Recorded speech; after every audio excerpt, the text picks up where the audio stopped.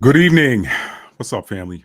Welcome back to another live stream edition of Maddie's Rap with author and storyteller Matt D. Talford. If you're new to the channel, welcome. And if you're a returning subscriber, of course, you already know you're not a returning subscriber. You're family. Welcome back, family. Thank you to those of you who are live in the chat at this moment, and thank you to those of you that are joining or watching this video on demand. What is up, Bella? Thank you for being here. We got a few people in the chat already. What's up, Lady Dagger Status? Thank y'all for being here tonight. So, as y'all can tell from the title of tonight's video, we're going to be doing another one of those random messages videos where, whatever comes up comes out. So, I hope that this is going to help somebody overcome and achieve something. Okay, something. But y'all can probably tell. Y'all know me by now. Y'all already know my energy. Okay. Y'all know my energy already. Y'all know that y'all know me. Yeah, my regulars, y'all already know me, and y'all know that I'm kind of wearing a smile right now because I got to go in on something up front. But we're gonna do some house cleaning tonight, y'all. We're gonna take care of a few things. What's up, Ethereal Essence? Thank you for being here. Thank you for being here. Bella here. Thank you for being. Bella is here. Y'all can tell I'm not my normal jovial self, but that's good because you know what? What I found out over the years of doing this is some of y'all actually like to see me in this energy I'm in right now. I'm in my Aries energy right now. Okay, I'm in this. Yeah. I'm a Capricorn, but I got Aries in my house of daily tasks and routines, and that sixth house is about daily tasks, routines. It's Virgo energy, so it's about cleaning up some. Okay, all right. So we're gonna be cleaning up some tonight. I got to do this. I got to do this. So, my moderators, I'm gonna be giving y'all some special instructions for moving forward tonight. So thank those of y'all. Thank you to y'all for choosing to be moderators. In fact, I may nominate a new one. Okay, or I can't do it from here. I'm gonna have to do it from. What do you call it? The YouTube studio. So let me do this, y'all. I detected in advance the need to step away from this computer for a minute, step away from this camera for a minute. So I intentionally left my drinks and my towel downstairs. I did that on purpose. Okay.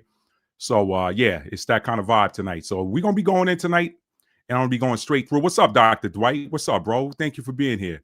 So I'm gonna leave y'all with a little bit of royalty-free reggae.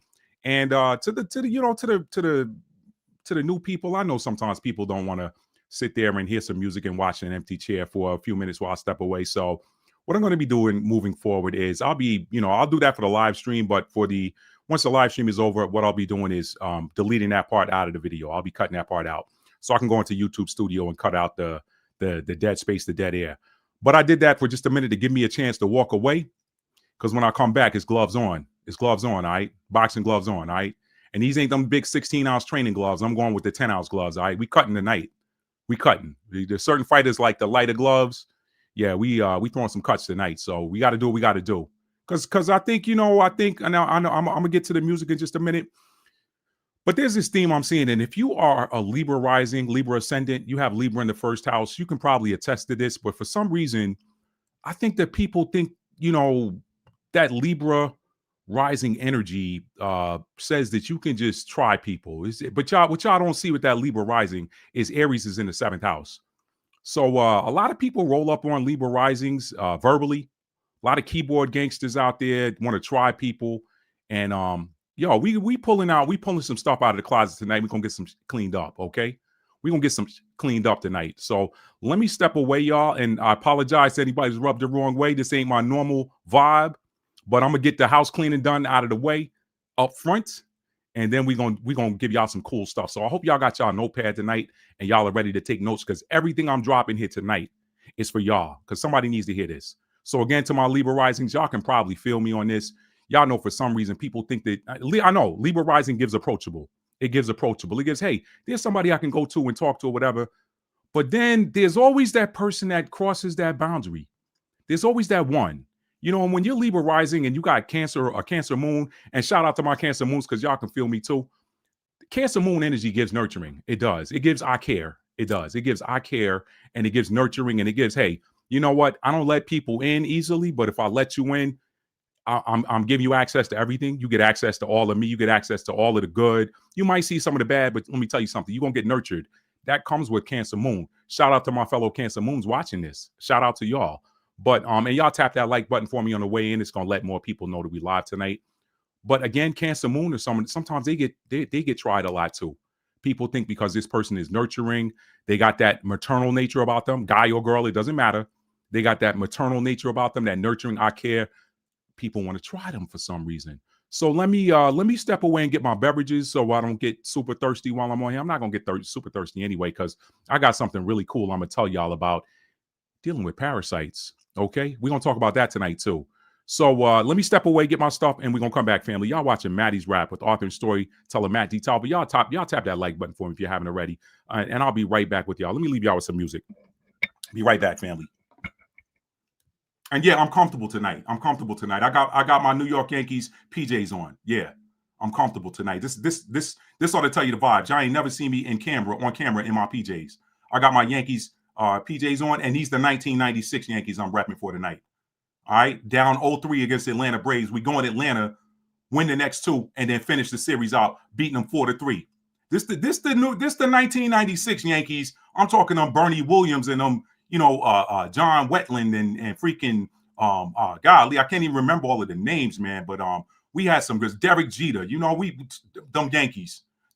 Yeah, we repping them tonight. We knocking them out of the park. Bah!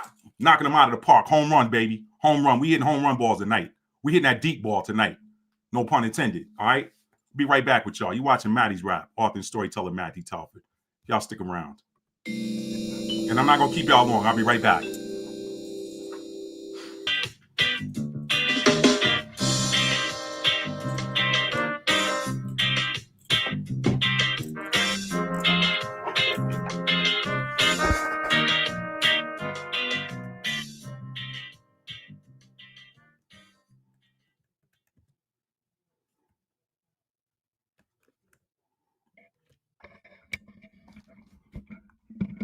All right, family, we're back, and it looks like I lost a few people with that one, but that's cool too, because somebody gonna eat off this one tonight, so it's all good.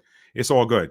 Let's see who we got else in here. Now, here's what I'm gonna do tonight, y'all. It says if you're ready with New York energy, then it's going to be something different. Don't be sensitive, because NYC is far from that. Yeah, you already know, Lady Dagger status. You already know. Born and bred. No punches pulled when it's time to punch. I try not to, but no punches pulled when it's time to punch. All right. So oh, she said, Matt got that face. Don't try to make me laugh, because I'm trying to stay serious, Bella. Yeah. All right. So let's get in. Let's get in on this. All right. Let's get in on this. All right. So semi-random messages that I hope this video helps someone overcome and achieve. All right. Overcome and achieve. In this open forum edition of Maddie's Rap Live, we will topic hop and drop any random jewels that come down and through. I have a short list of random topics for open discussion, or yeah, I didn't edit this. I have a short list of random topics to have open discussion around. We'll touch on them and see where this goes. All right. So if y'all got any questions, y'all bring them on to the chat.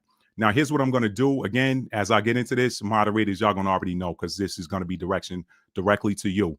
And for what I'll do tonight is I'm going to go through each little segment. I got a few segments outlined. Okay. Again, this is like random topics, but semi-random, because I put a list of things I wanted to talk about.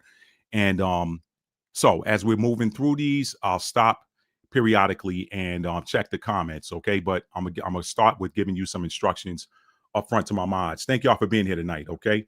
Thank y'all for being here tonight. Now, let's see. Let me start with this. I'm kind of just going from, because I did take some notes, but we're gonna shoot random here tonight. We'll see what happens. First of all, I want to give all thanks and praises to the Most High. And I think that I want to extend that to y'all too. When you got challenges that come up in your life, give thanks for them. Express gratitude for those challenges. Stop bemoaning them and see them as opportunities to display proficiency, because that's exactly what they are, y'all. When a challenge comes up in your life, you got to remember here, you came here from the ether. You came here from the realm of the divine, okay? You came in accordance with Jeremiah chapter 1, verses 4 and 5. He knew you before he formed you in the womb, okay? And sanctified you and made you a prophet to the nations. That was to Jeremiah. But he sanctified you, and each and every person watching this video, you were set aside and given an assignment before you came to the earth. Now, when we pass through them waters, that sea of forgetfulness, That sea of forgetfulness, that has dual meanings. Okay. I know that they've written gospel songs around that, all, God forgave me and cast my sins or whatever into the sea of forgetfulness. But that first sea of forgetfulness is that one you passed through in your mother's womb. Okay. And you forget, once you hit those seas, you forget everything that you came here to do, that was assigned to you in the ether before you got here.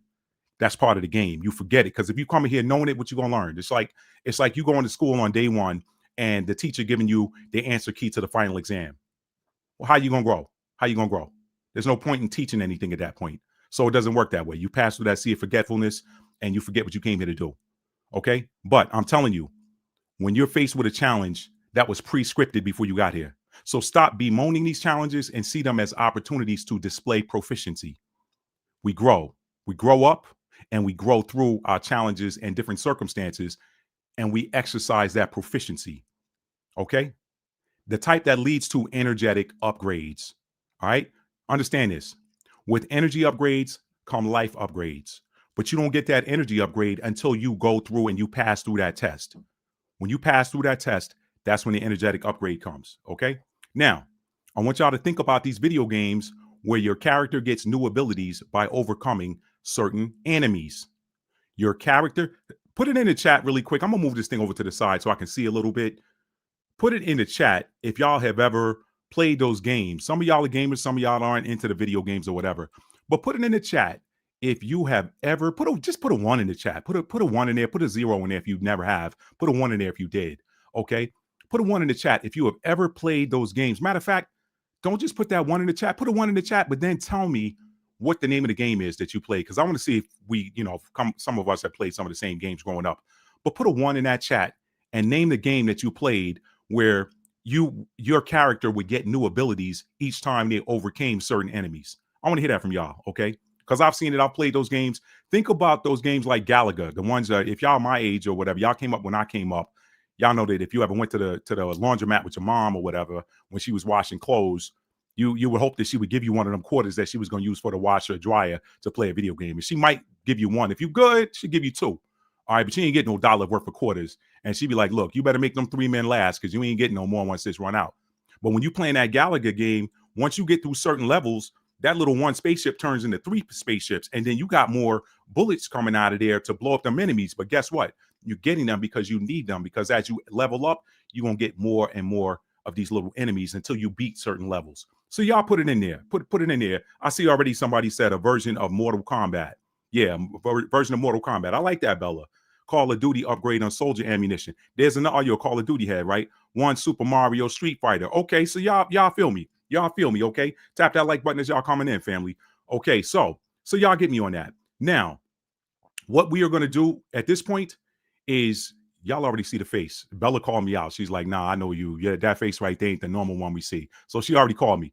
We're going to be talking about signs of the overt narcissist, okay? And I might have one in particular watching this live stream tonight. And y'all know me normally, if I gotta use something for an example on here, I try not to give you any gender because I don't want to clue off to anything. I definitely don't say names. Okay. I'm going to maintain that posture. However, I'm going to go ahead and say she, and y'all going to see why in a minute. Okay. Y'all going to see she, I'm going to say she. I know she's watching. Okay. I know she's watching. You know how I know? Because I know what narcissists do. They want to check the effects of their overt narcissism. At first I thought it was covert narcissism, but then I looked up the definition and I was like, nah, this ain't covert. This is overt. And all the signs were there. But I ignored them. I saw them, but I ignored them because, that Libra in me, that Libra first house, it wants to give people a chance. And I think that's a lot of times where people get Libra risings effed up. They see the symmetrical face, they see the smiles, they see the congeniality, but you don't know that there's a warrior in there. Okay, I'm gonna give you some such individuals. Okay, Denzel Washington. People see the smiles, and then you see a video where he went off on some people. And you're like, oh snap, that's Denzel. Yeah, because you crossed the line. Tom Brady, very well spoken. You see him on camera, whatever. Tom Brady, nah, you push the wrong button with Tom Brady. See what happened. Deion Sanders. Well, prime time. Coach Prime, my son Shador, and then Shiloh. Cross the line with Deion and see which version of Deion you get. I know he be bull junk talking about bull junk and all this. He won't say cross the line and see which version of Dion you get. See what I mean? People see the smile, they see the symmetrical looks, they see the congeniality, and they like, you know what, man? Let me son this person. Let me son them. Somebody tried it. They tried it. It comes up, once, maybe twice a year. Somebody try it, and then I gotta let them know. And I believe that's one of the reasons why the Most High put me here. Y'all got to remember something about Capricorns. Capricorns are arbiters of karma. They're arbiters of karma. When the Most High sent a high vibrational Capricorn in there, if a high vibrational Capricorn enters your space, the Most High did it for one of two reasons. Number one, he put them in your space to help you through karma. Or number two, he put them in your space to activate your karma. It ain't no in between. Ain't no in between. I'm talking high vibe. I ain't talking about the low vibrational Capricorns. I ain't talking about them. I'm talking about the high vibrational. And if you're a low vibrational Capricorn, I pray that you bring your vibration up because you're powerful. I pray that you bring it up. We ain't here talking about I got Capricorn energy too. And I understand why low vibrational Capricorns are in that low vibrational energy. I understand it. I understand it, understand it, and overstand it. Okay. But we're going to talk about these signs of overt narcissist. So when I get through this segment right here, then I'm gonna stop and check the messages. Okay. So let me see something. Let me see something here. Okay. I'm gonna come back to and y'all listen up, my moderators. I'm gonna cue y'all in just a minute. All right. Let me read this definition of the overt narcissist. Y'all gonna know why I'm going. Y'all gonna know where I'm going with this in a minute. And I'm not trying to out nobody. I ain't trying to say nobody's name, but some of y'all in here smart. If y'all figure out who it is, so be it. So be it. Because you're not gonna play in my face on my platform or any other platforms. It's the one y'all see. We're gonna get to that. We're gonna get to that. You're not gonna come in here and play in my face. And I hope somebody learns something from this. I hope you learn how to deal with these people because they real subtle. They subtle. They think they are. Okay. They think they are, but what they don't understand is that the Most High put gifts in everybody. He put certain gifts in everybody and put certain gifts in certain ones. And you go around and find out the wrong way. And you be like, I shouldn't have tried that one. Well, that's exactly why the Most High put him in your space. Jezebel thought she had to run. She thought she had to run of the table in the ancient land of Israel and Judah. She thought she had to run of the table because of wicked ass King Ahab and simp King Ahab. She thought she had to run of the table, had all of them scared until she ran up on that chosen one named Elijah. Why? Because Elijah came there to activate the karma for not just her, but that simp that gave her the power over the whole country. I said, yeah, I got something for you. The Most High said, yeah, I got something for you. We see that all throughout history. They try the wrong one. All right. So let me get to this definition. I'm going to share this on the screen. I'm going to share this on the screen with y'all because this I'm hoping that this keeps somebody from going through something that they don't need to go through. I understand that that's why I'm here. And I'm gonna bring this back home at the end when I explain to you, once you get a certain age, there's a certain thing that you should be doing. And if you're somebody that's doing that, great. If you're somebody that ain't doing that, then get out of the way of the ones that are. No judgment here. Just get out of the way of the ones that are doing it. I'm gonna talk about that in a minute. But let me pull this up on the screen here. All right. You're watching Maddie's Rap with author and storyteller Matty Talford. Okay. Let me pull this up on the screen. And let me say this disclaimer. I'm not a psychologist. I'm not a trained behavioral medicine person. I'm just a guy here on the internet reading definitions that came up through the AI search assistant. Okay. That's for my platform people. That's for my YouTube people. I am not a medical professional. If you feel like you have some sort of issues with some behavioral medicine issues or some psychological behavioral issues, please go and see a trained professional, trained licensed professional. All right. Let me put that disclaimer out there first. Now, let's get on to business. Mods, I'm coming back to y'all. Mods. I got some instructions for y'all for moving forward. Okay. I can see now with the numbers being where they are. I know what's going on with the platform, but that's all right. This gonna push forward. I don't care at this point. I don't. This the end game, y'all. Why would I care when the game is over, when the game is near the end and my team already won? Why do I care? We ready to take the knee at the Super Bowl. We ready to take a knee and start bottle popping. The ops ain't got no more timeouts, and they down by multiple scores, and we ain't gonna put the ball back in their hand. We just gonna take a knee and get ready to bottle pop. That's where the earth is right now.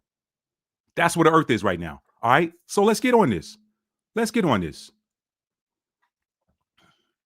right. This is on the screen. All right. Y'all see it. Y'all see my prompt.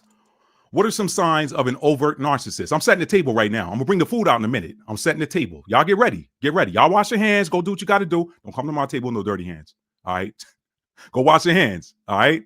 Go wash your hands. Get ready to sit down and eat. We're gonna break bread. But I'm setting the table right now. What are some signs of an overt narcissist? Here's the answer from the search assistant. Signs of an overt narcissist include a grandiose sense of self-importance. Number one. A constant need for admiration. Number two. Number three, a lack of empathy. How about that? Number four, and a tendency to dominate conversations. Put a thumbs up in the chat if you've seen such behavior. Nah, don't do that. Don't do that. Forget it.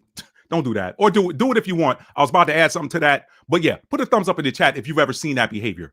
All right. I was about to ask you if you've seen it here on this platform in the chats, but nah, I ain't gonna do that. If you've ever seen it in your life, let's go general with it, all right? Because I'm going to come back to specific in a minute, all right? And for those of y'all that's wondering, this ain't no Hennessy and nothing like that. No judgment if you do. This is apple juice with some lime in it, okay? All right? Got something I'm going to share with y'all on that later, too. Man, I'm hot today. I'm hot. Give me the ball, coach. I'm hot. Put me in. Give me the ball, okay? Now, what else do we know about these overt narcissists? Let's pick up here. They often seek attention and praise. They exhibit arrogance and may have difficulty accepting criticism. Okay, let's keep going. Signs of an overt narcissist. Overt narcissism, also known as grandiose narcissism, is characterized by clear and noticeable traits. Noticeable. I just told y'all, I saw them, but I ain't say nothing because I like to give everybody a chance. I often like to look at myself and say, you know what, Matt? You could be wrong about this one. I know your gut tells you one thing, but you could be wrong. But thank God for that magnificent team I got around me. I got a magnificent team of not just ethereal angels, but earth angels too. And they help keep me on board. They be like, Matt, you be giving people too many chances sometimes, man. We know. You be giving people too many chances, Matt. Nah. What did your gut instinct tell you up front? Okay, if your gut instinct told you this up front, why are you still giving chances? Okay, and I'm working on that. But I thank the Most High for my team because when he sends you here with your mission, but he also sends you here with your team. He also sends you here with your team. You don't always meet your team when you need them. And the way that God works is real funny. He always gives you what you need in advance of the need showing up. He gives you what you need in advance of he gives you the tools before the need for the tools shows up. All right, put some hand clap emojis in the chat if y'all feel me on that. If y'all seen that, the Most High, the Creator, he always gives you the tools in advance of the need for the tools showing up because he ain't never late. All right, we be late sometimes, but he ain't never late. And truth be told, you really ain't late because if you think about it, sometimes when you think you late, you actually were on time because you were avoiding, there was an angel keeping you from something else that you didn't see. Okay, let's keep it moving. Here are the main signs, some key characteristics. Number one trait, grandiosity. Description, an inflated sense of self-importance and superiority over others. Number two, a need for admiration. What's the description? They constantly seek praise and validation from others. Number three, they lack empathy. They have difficulty understanding or caring about others' feelings and needs. It's all about me. Number four, attention-seeking behavior. Engages in dramatic or attention-grabbing actions to be in the spotlight. Okay? I've seen it on here. We're going to get to that. Arrogance. Don't come over here and play. Do not play in my face. Do not play in my face. Because when you play in my face in public, if you play in my face in private, ain't nobody got to know about that. I ain't going to bring that out. It's when you try to play in my face in public. Because now what you're trying to do is sun me. I got some for that ass. I got some for it. You picked the wrong one. But maybe you picked the right one. Okay? I don't look for nothing. I don't start nothing with nobody. That's one hallmark of my entire life.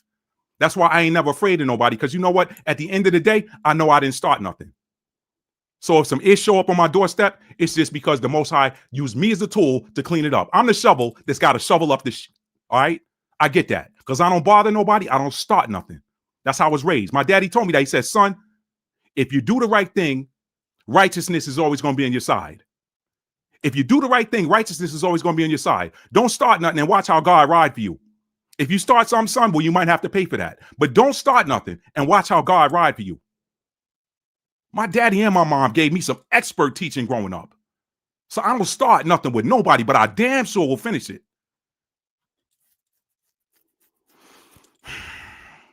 Arrogance displays a sense of entitlement and superiority, often belittling others. Next, insensitivity. They often dismiss or ignore the emotional needs of others. Have y'all seen people like that? Exploitative relationships. Uses others for personal gain without regard for their feelings. Now, I don't care about the feelings part because you ain't, listen, Capricorn and Cancer, that whole axis, can't nobody get at us but the people we care about. So if you outside, you can't touch us. So that part right there don't really apply to those on that Capricorn Cancer axis because you know what? They ain't about them feelings. They ain't about them feelings, especially Capricorn. It's an earth sign, grounded, very grounded. Put them feelings in the back seat to go handle a mission. Okay? Let me read that one more time. Exploitative relationships. Uses others for personal gain without regard for their feelings. I don't need you to care about my feelings. I got something for that. You're seeing it right now. High self-involvement. Focuses primarily on their own achievements and desires. Now, here's some behavioral patterns. Dominance in conversations. Often takes over discussions, showing little interest in others' opinions. Sensitivity to criticism. Reacts poorly to any form of criticism, often becoming defensive or aggressive. Next, superficial relationships. Maintains shallow connections as they prioritize admiration over genuine emotional bonds. Here's the kicker. Recognizing these signs can help in understanding and managing interactions with someone exhibiting overt narcissistic traits. This is why I believe this was brought to my doorstep so I could bring this out to help somebody watching this video to avoid falling under the trap of these overt narcissists. Because what they are really, another less fancy term, overt narcissist is a fancy term. A less fancy term is energy vampire. They feed off your energy. Why? Because they don't have the ability to produce their own light. So they come in and feed off others. If I'm talking to you, then I'm talking to you. If you got something to say about it and ain't nobody seeing your comments, well, there's a reason for that. I'm going to get to that. All right. Let's keep going. Appreciate them hand claps. I saw y'all over there. Appreciate them hand claps. All right. Next. Okay. Let me go to the next level. The narcissist and empath dynamic, because where things get interesting, an overt narcissist is going to be a narcissist. But what gets interesting is when they cross paths with the empath. Okay. Now I'm talking now the rubber meeting the road. Okay. All right. The tires were spinning for a little bit. All right. Because y'all know I came out here with my foot punching on the gas pedal. I slammed it to the floor. You know what happens when you do that? Especially with a high-powered rear-wheel drive car. Okay, we done caught some rubber now. We caught some concrete. We caught some asphalt. Let's ride now. Let's ride. Narcissist empath dynamic. Let's ride. Thank y'all to my regulars that's up in here because y'all know this ain't gonna be for everybody tonight. Somebody gonna be offended by it. They probably clicked off already. I could care less. I don't give half a F. Okay. I don't give half a F. If I had half a one to give, I'd keep it for myself. All right. Empath narcissist dynamic. Let me share this to the screen. Okay. Because things get interesting when the narcissist meets the empath. And from what I've read and what I've studied, that is a dynamic that is created by the Most High. Because those two, believe it or not, actually need each other. They actually need each other. But the empath doesn't look for the narcissist. The narcissist looks for the empath. Let me get into it. Let me get into this, okay? All right, let me share this. Thank y'all for being here tonight. Tap that like button if you're just coming in. It's going to help with the algorithm, let more people know we're live. Okay, make sure this is on the screen. Yes, it is. Let's see if I can make that a little bigger. All right. The empath narcissist dynamic is characterized by an unbalanced relationship where the empath gives emotional support and care, while the narcissist takes without reciprocating. This often leads to the empath feeling drained and manipulated as the narcissist exploits their compassion and sensitivity. I've been through that in my life already. I haven't recently. I'm not doing this because I just went through that. Nah, that's behind me. That's in my rearview mirror. Matter of fact, it's so far in my rearview mirror, I can't see it anymore. But sometimes things come up so they can come out. Okay. Things come up so they can come out. All right. Now let's keep going. I'm actually happy that I was chosen for this. I'm very happy I was chosen for it. Let's keep going. Understanding the empath-narcissist dynamic. Key traits of empaths and narcissists. All right, here's the trait. Emotional sensitivity in column 1. Column 2 is the empath. The trait is in column 1, the empath is in column 2, and the narcissist is in column 3. So when it comes to emotional sensitivity, the empath is highly sensitive to others' emotions. Conversely, the narcissist lacks genuine empathy. They can fake it, but they can't fake it to the people who have eyes to see and ears to hear. Okay? All right? Man, I love how the Most High balanced the earth by putting people with certain gifts in the earth that make sure that these damn devils don't overrun it. Okay? Let me keep it moving. Let me keep it moving. If you're offended by that, then stop acting like the damn devil. And then you ain't got to be offended. All right? Next, the next trait is having a giving nature. The empath prioritizes the needs of others, sometimes to a fault.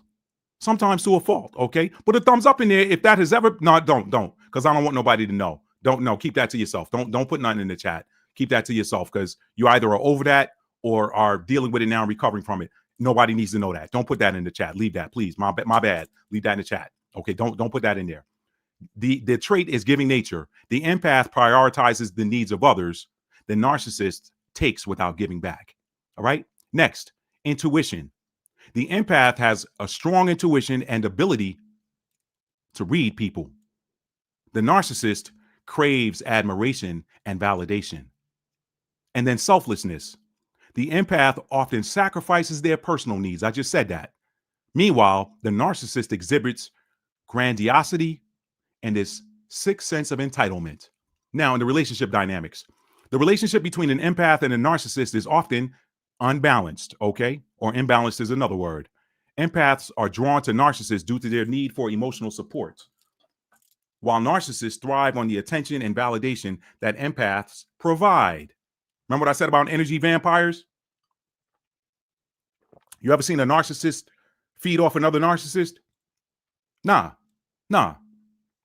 That's like two drug dealers. I hate to use this example, but that's like two drug dealers from opposing organizations trying to occupy the same corner.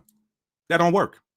One narcissist running to another narcissist, they probably like, yo, man, get up out of here. This is my supply right here. Go find your own supply. All right? They're energy vampires. Empaths are drawn to narcissists due to their need for emotional support. The empath needs the empath needs that emotional support. Meanwhile, narcissists thrive on the attention and the validation that empaths provide. This creates a cycle where the empath gives endlessly and the narcissist takes without reciprocating. Some common patterns in the dynamic. Love bombing. Narcissists may initially shower empaths with affection to gain control. That's spirit confirmation. Pardon me, I didn't get the thing in time, y'all. Emotional manipulation. Tactics like gaslighting. Oh, do I have an example for y'all?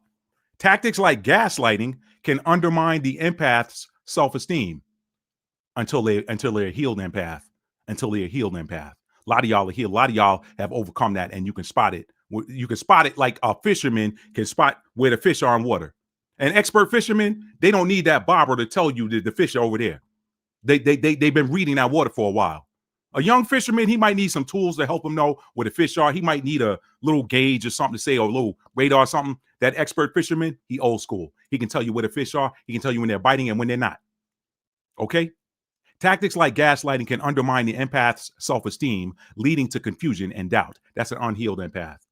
Power imbalance. The narcissist's need for control often overshadows the empath's desire to please, resulting in emotional exhaustion for the empath. Again, the unhealed empath.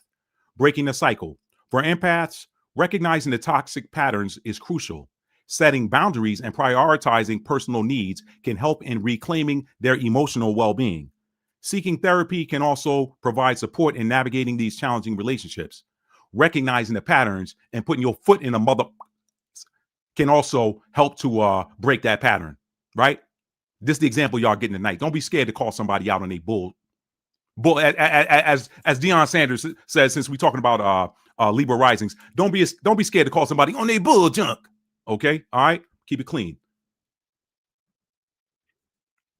Let's keep it moving. Okay, all right. So now I'm gonna share a story with y'all. Okay, I'm gonna share a story with y'all, and then I'm gonna come back to my moderators. I told you I'm coming back to y'all. Let me share this story with y'all. Okay. Walking down the street, minding my own business. This is what I do. Y'all know, I come on here all the time. Let me first ask this, all right? Let me first ask this. And this is where I do want y'all to put in the chat for me, okay? I actually asked this question later on, but I want to ask y'all something. How long have y'all seen me? If y'all remember a year, or if you just want to ballpark some months ago, a lot of my regulars, I'm talking to my regulars, how often or how long ago or what's the earliest you've ever seen me singing on this channel? Somebody talk to me.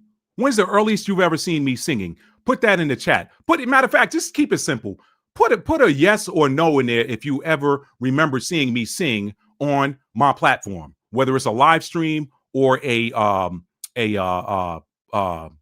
on-demand video. Yes or no? Y'all put in the chat if you have ever, just yes or no, if you have ever seen me singing on this platform, whether it's live or an on-demand video. Y'all put it in the chat. Put a yes in there if you have, a no in here if you have it. I'm gonna wait on that. Okay? Okay. That's Cassandra, I believe she said yes. Yes. Jojo said, yeah, it feels like years ago, to be honest. Okay. Lady Daggerstad said yes all the time. Okay. Beauty Core Physics said first time. Hot Shot said yes. Hot Shot, no, because she used to put some song requests out there. Hot Shot, how many years ago would you say that was? How many years ago would you say that was? How many months ago? Was that, did I just start doing that last week? Hot Shot. Tell me if I just started doing that last week. Because that energy vampire that's probably out here watching, unless this light too bright for her and then she stepped the F off, she might not be watching no more. And I don't care if her feelings hurt. I normally try to be sensitive to that, but when you try me, you got to get it. You got to get it. Also, I'm not being authentic. Okay. Ethereal Essence 100. Okay. All right. Matter of fact, I'm gonna show y'all something that a lot of y'all don't know. I'm gonna pull it up right now because I'm getting somewhere with this. I'm gonna pull up something that a lot of y'all are not aware of. Let me see. Hang on a second. Let's see. Which one do I want to do? Which one? I didn't put that one out there. Let's do this one. Let's see if this shows up. Okay. All right. Let me show y'all something here. Okay. Because people, I got to smack somebody upside their head tonight because they tried me. They shouldn't have. Let me show y'all something. She said, loving it. Narcs don't get no peace over here. I feel you. Let me show y'all something here. All right. We're going to deal with them narcs tonight. Y'all going to learn. Y'all watching me. I hope y'all are taking notes on how to deal with these individuals because it's time for them to get shut down. It's too late in the game. Let me show y'all something there. Where is it? Right here. Let me show y'all this. Okay? Y'all pay attention. What does that say right there? 16 years ago. This is my original channel right here. 16 years ago, I published this video. Premium Blend. Eddie B, David J, God rest his soul, Alvin R, Matt T, and Tony Y performing 60-Minute Man. Let me show y'all something here. Because people think I just started doing this because they think that they shared something that I copied or gleaned off their idea somehow. Let me show y'all something. Here. We're gonna put a stop to this bull crap. You won't try this no more with me. I hope you don't try it no more with nobody else, but you damn sure ain't gonna try it with me. You want to act a fool? We can act a fool. I can show you. I can get more foolish. We can act a fool. I can meet you on any level. I can. All right. That's that God energy. I showed y'all that chart before. I said the devil can only get up to a certain freaking frequency. He can't get above. He can't get into the high vibrational range. But that God frequency, it can scale that whole doggone frequency. People think God just nice. God to get in there and put his foot in your ass too. That's in the Bible for y'all Bible heads out there. Let's go. Y'all watch this.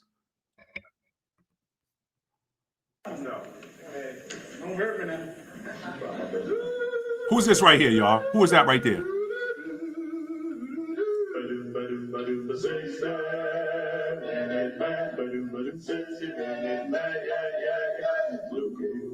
I'll tell you now, they call me loving day. I'll rock and roll all night long. I'm a 60-minute man.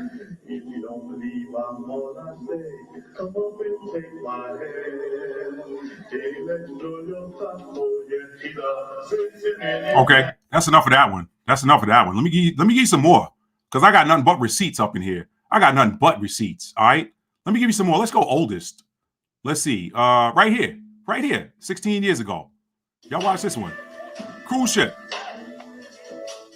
Uh-oh. I don't want that.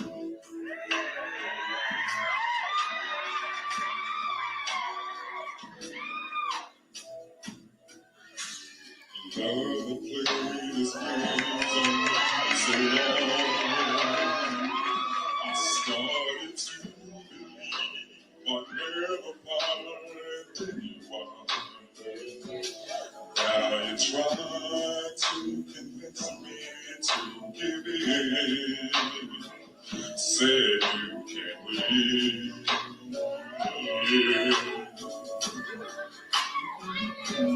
But one day the sun it came shining through. The rain had stopped in the sky. And oh, what a revelation to see. Someone was saying I love you to me. Oh, one in a million. Chance of a lifetime. That's enough. That's enough. That's enough. That's enough. I could do more. I could do this all day. 16 years ago. Let's look at the date I uploaded that. February 17th, 2009. How about that? How about that? How about that? You know what? Let me do something. Let me do this too.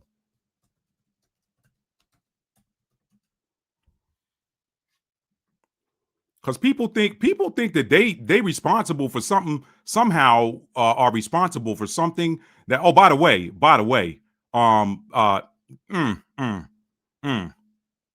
y'all see this playlist right here? Let me show y'all some of these videos in here. Let me show y'all some of these. Because people think that they, you know, look at this right here. What's the date on this? 3 years ago, December 4th, 2022.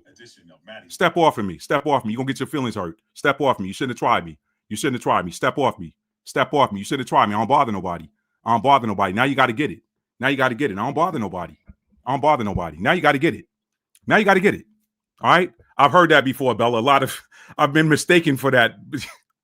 There's a story with that. I was in Hawaii one year and I went to a Chinese restaurant to get some food in Honolulu, and the lady came from behind the counter, and she's shorter than me, of course, but she's looking up at me like I'm Kobe. She said, "Oh, you look like a Kobe Bryant." I said, "Since I look like a Kobe Bryant, can I get some discount on this food in here? Can I get some free food?" She said, "Oh, no. But you look like a Kobe Bryant." So yeah, I get that. I get that. I'm like, okay, I know I'm taller than you, but if you saw me standing next to Kobe, you would not make that mistake. Okay, Kobe 6'5", Matt 5'11". There's a big discrepancy there, big drop off. But anyway, so let me get off of that. Let me get off of that and get back to my notes, okay? Because I need to tell you about this story. So this individual, they tried to come for me. Y'all know I got another channel, Twin Flame guidance channel. Y'all know about that. That channel's only been active about 3 weeks. But this individual, she I don't even know where to start this story. This individual gonna come for me in the comments. Now, first of all, again, remember that overt narcissist doesn't like correction of any type.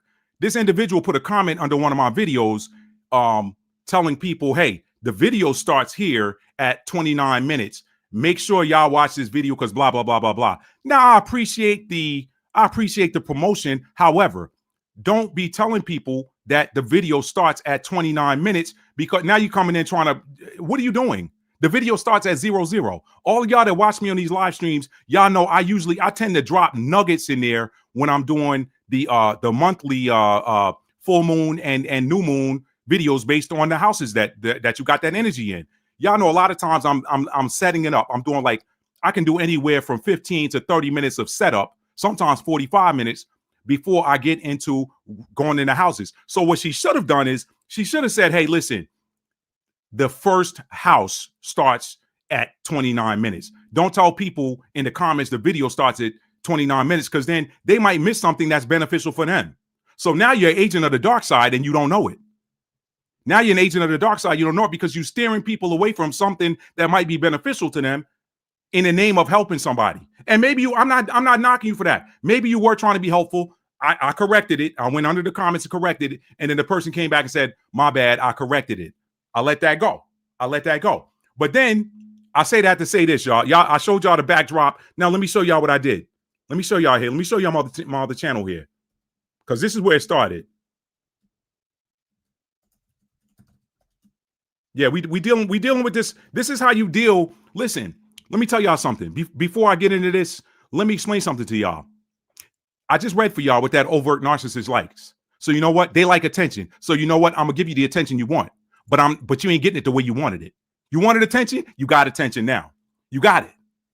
Y'all remember that old episode of Tom and Jerry back in the day where Spike, that big old dog, he kept beating up on Tom, and he was like, I told you, if you're gonna bring me my meat, give me gravy with it. He beating Tom's butt, beating up on poor Tom, and then somehow the dog Spike ends up in the hospital with his leg in traction and a cast and his arms all up and everything.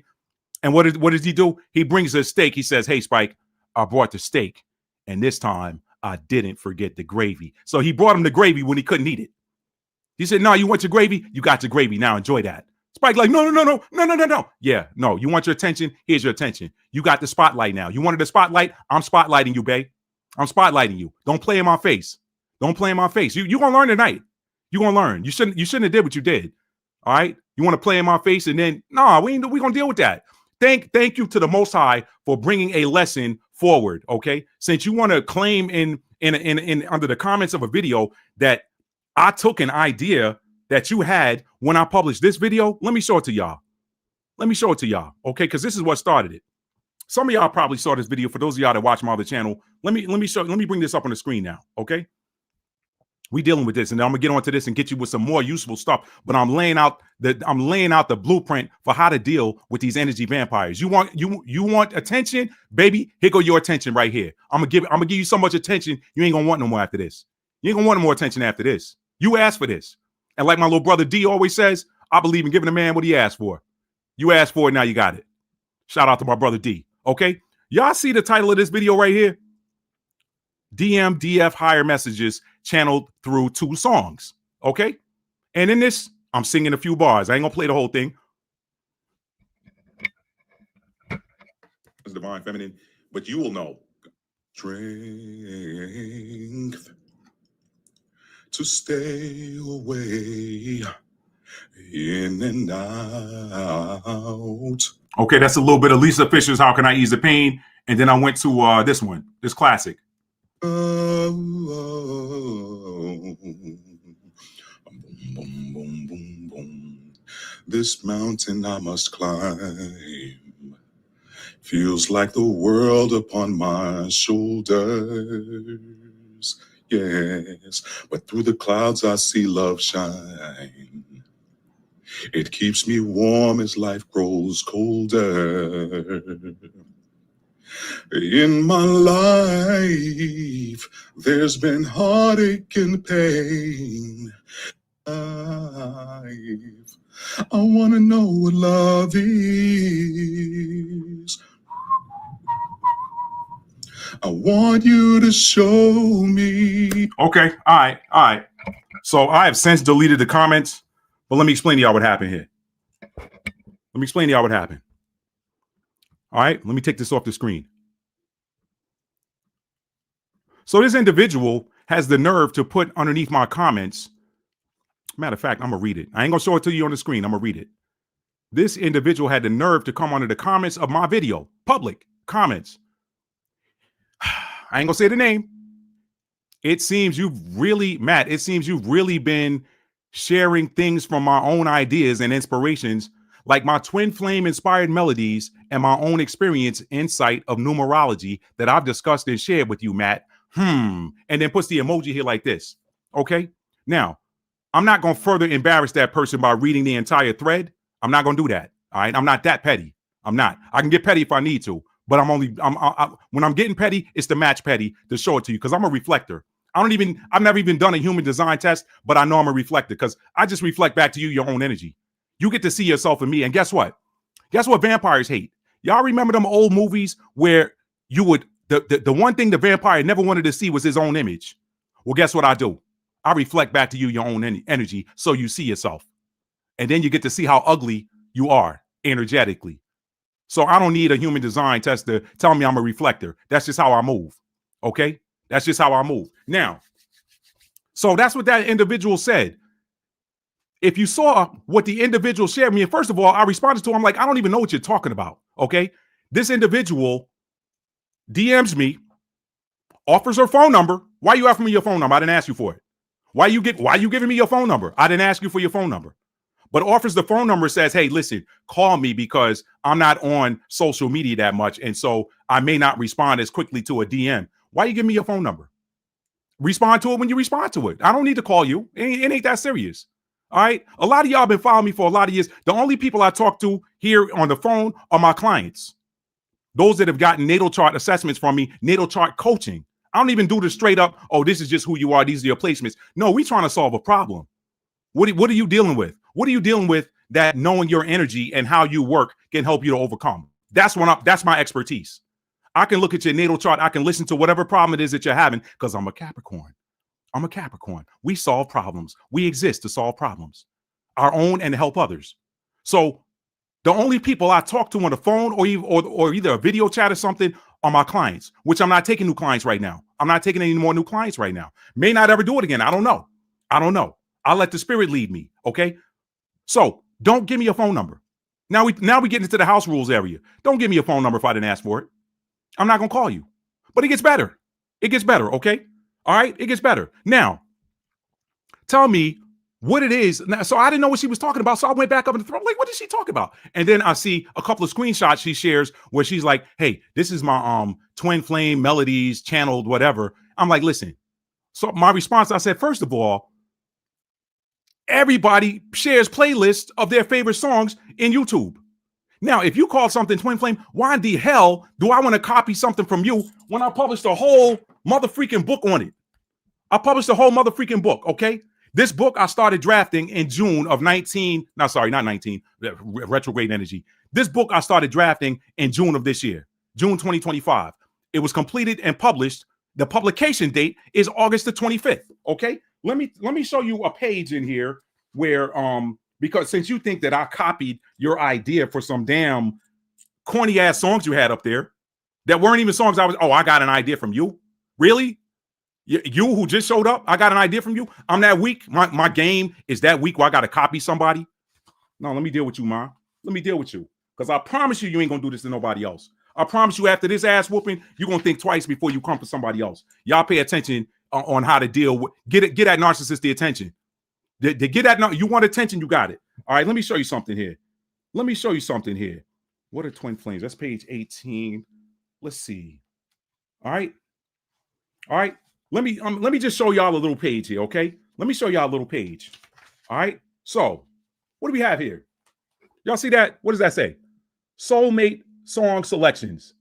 Soulmate song selections. I published this book long before you ever shared some silly ass screenshot of your playlists. All right. So soulmate song selections. What we got here? Huh? What is that? Are those songs? That's a little bit of my book there. I don't violate my own copyright rules or whatever, but look, there are some songs right there from my book. Okay. So now you tell me why I would want to copy something that came from you. You're not on my level. I don't normally talk like that, but you're not on my level. So why would I copy something for somebody that's not on my level? That'd be like somebody walking up to Michael Jordan saying, yo, man, I saw your car drive past Rucker Park and you saw this spin move I put on somebody and you copied that and you put that spin move on John Starks. Huh? Why would Michael Jordan copy something from a dude he saw at the park? When he perennial scoring champion. I'm gonna drink some apple juice on that. Okay? All right. So this individual accuses me of copying some ideas about that and some numerology off a video she watched on my Twin Flame channel. How long have I been on here teaching y'all numerology? And then when you read the comments, she said, well, I told you that such and such breaks down to 10, and 10 is the end of it. First of all, you don't know what you're talking about, because people who are numerology purists, they don't take the 10. They drop the 0 after the 9 and go back to the 1. I use the 10 because I do astronumerology, and I know you cannot ignore that 10 because there's a 10th house. So when you're dealing with 10 energy, you're dealing with the 1 energy of the Aries and the 10 energy of the Capricorn when you got some 10 energy in your numerology, in your astronumerology. Don't play with me. You came in there and told me 10 is the end of you saw too many tarot channels. Yeah, 10 is the end of a cycle in tarot, but qualify what you're talking about, because you don't know what you're talking about. So now you got to get embarrassed for coming at me publicly. You already have my DM. You could have asked me privately. Matt, were you copying? Now I still would have shut you down, but we wouldn't have had to go public. But since you went public, you became a lesson for other people on how to deal with overt narcissists. Okay? Why would I copy you? Why would I copy somebody that don't know what they're talking about when I teach the stuff that you don't know what you're talking about? Why would I copy you? Now, let me say this, and I'm going to move on off of this. Let me say this, because this came out in that thread too. Listen, do not, if you knew when you're watching me, I'm open. I got to open freaking Instagram. Okay. I entertain people's messages. People want to share stuff with me in Instagram. I do that. Okay. I do that when I'm able to. I do it. Okay. I don't close my Instagram off because obviously I'm on a public platform here, and I need people to have a way to get in touch with me. So my phone number ain't out here in public. I don't want you calling me. I don't, unless I want you calling me. So that's your way to get. You can either hit me up in Instagram, DM, or email. That's a privilege I offer. Okay. A lot of people don't do that. That is a privilege I offer. Okay. So for the new people watching me, do not, and I'm talking to the females. Okay. Do not come into my DM and tell me about, with your self-promotion, talking about yourself and your self-grandiosity. I don't care about your sex life. I don't care about your intimacy. Why are you sharing with me how people respond to you when after you've been intimate with them? Why are you sharing that with me? I didn't ask you any of that. Why are you volunteering that information? Why are you volunteering that information to me? I don't need to know that. If I'm talking to somebody off this public platform about their intimacy, they are a paid coaching client. They're a paid coaching client, and guess what? They have a problem with intimacy that we can resolve through looking at their natal chart. And that's private. That's between me and that person. But that person doesn't volunteer that, hey, man, I got that healing good. I'm paraphrasing, but that's essentially what it was. I don't care about what effect you've had on people. And then on top of that, you low-key getting you low-key getting personal coaching that other people pay for. Hey, this is my placement, and this is such and such placement. Is this why? Yeah, you want to play that game? So you got everything you needed, right? And then a day or two later, after I correct you for coming wrong in my comments on my other video, then you want to try to put somebody on Front Street and say I'm copying you when you don't have anything worth copying. And if you did, I still wouldn't copy you because I'm an originator. Go sit down. Go sit down. So for those of you watching, please do not. I know I look approachable, but I personally do not care about your sex life. I don't. Unless we're trying to solve a problem and you have paid me for time and we're working through some stuff, don't volunteer your sex life info. I don't care how many people you've been with and what in the third and what percentage of all of them said that you heal people. There's plenty of people that heal people through sex. You're not the first, and you definitely won't be the last. There are plenty of people that have that healing energy, okay? I could dig deeper, but I'm not going to. I'm going to get off right here. This is where I get off. Don't play in my face. I didn't name you. Okay? Don't play in my face. Now, on to my moderators. I know it took me a while to get back to y'all. My apologies, but I had to deal with some stuff here. On to my moderators, okay? Mods. Let me lay down some new house rules for moving forward, okay? Things for y'all to look out for. Okay? If a person begins talking about themselves in them chats that is outside the boundaries of the subject matter, they are no longer sharing, but they're attention seeking. Okay? Let me say that. If a person comes up in here that is sharing stuff that's outside the boundaries of the subject matter, they're not sharing at this point. They're seeking attention. So I need y'all to do one of two things. Either A, ask them how they're sharing something that has nothing to do with the subject matter adds to the discussion, or B, put them in timeout as a warning. And then if they don't get it, ban them after that. Ban them. Okay. Moving forward, somebody come up in the chat, tell them, don't nobody listen. I don't mean no harm. I know we talking about different dates and moon stuff. Yeah. Okay, good. We get it's your birthday. That's fine. That's fine. But don't let it go after that. Let it go. Everybody then gave you your accolades and I'm blowing your head up. Happy birthday. Yeah, I get it. That's fine. I'm happy for you. But when you start talking about all this other stuff, you taking over the chat, you showing the signs of an overt narcissist. This ain't where you gonna come get attention. You're gonna have to get it somewhere else. This ain't where you gonna come get attention.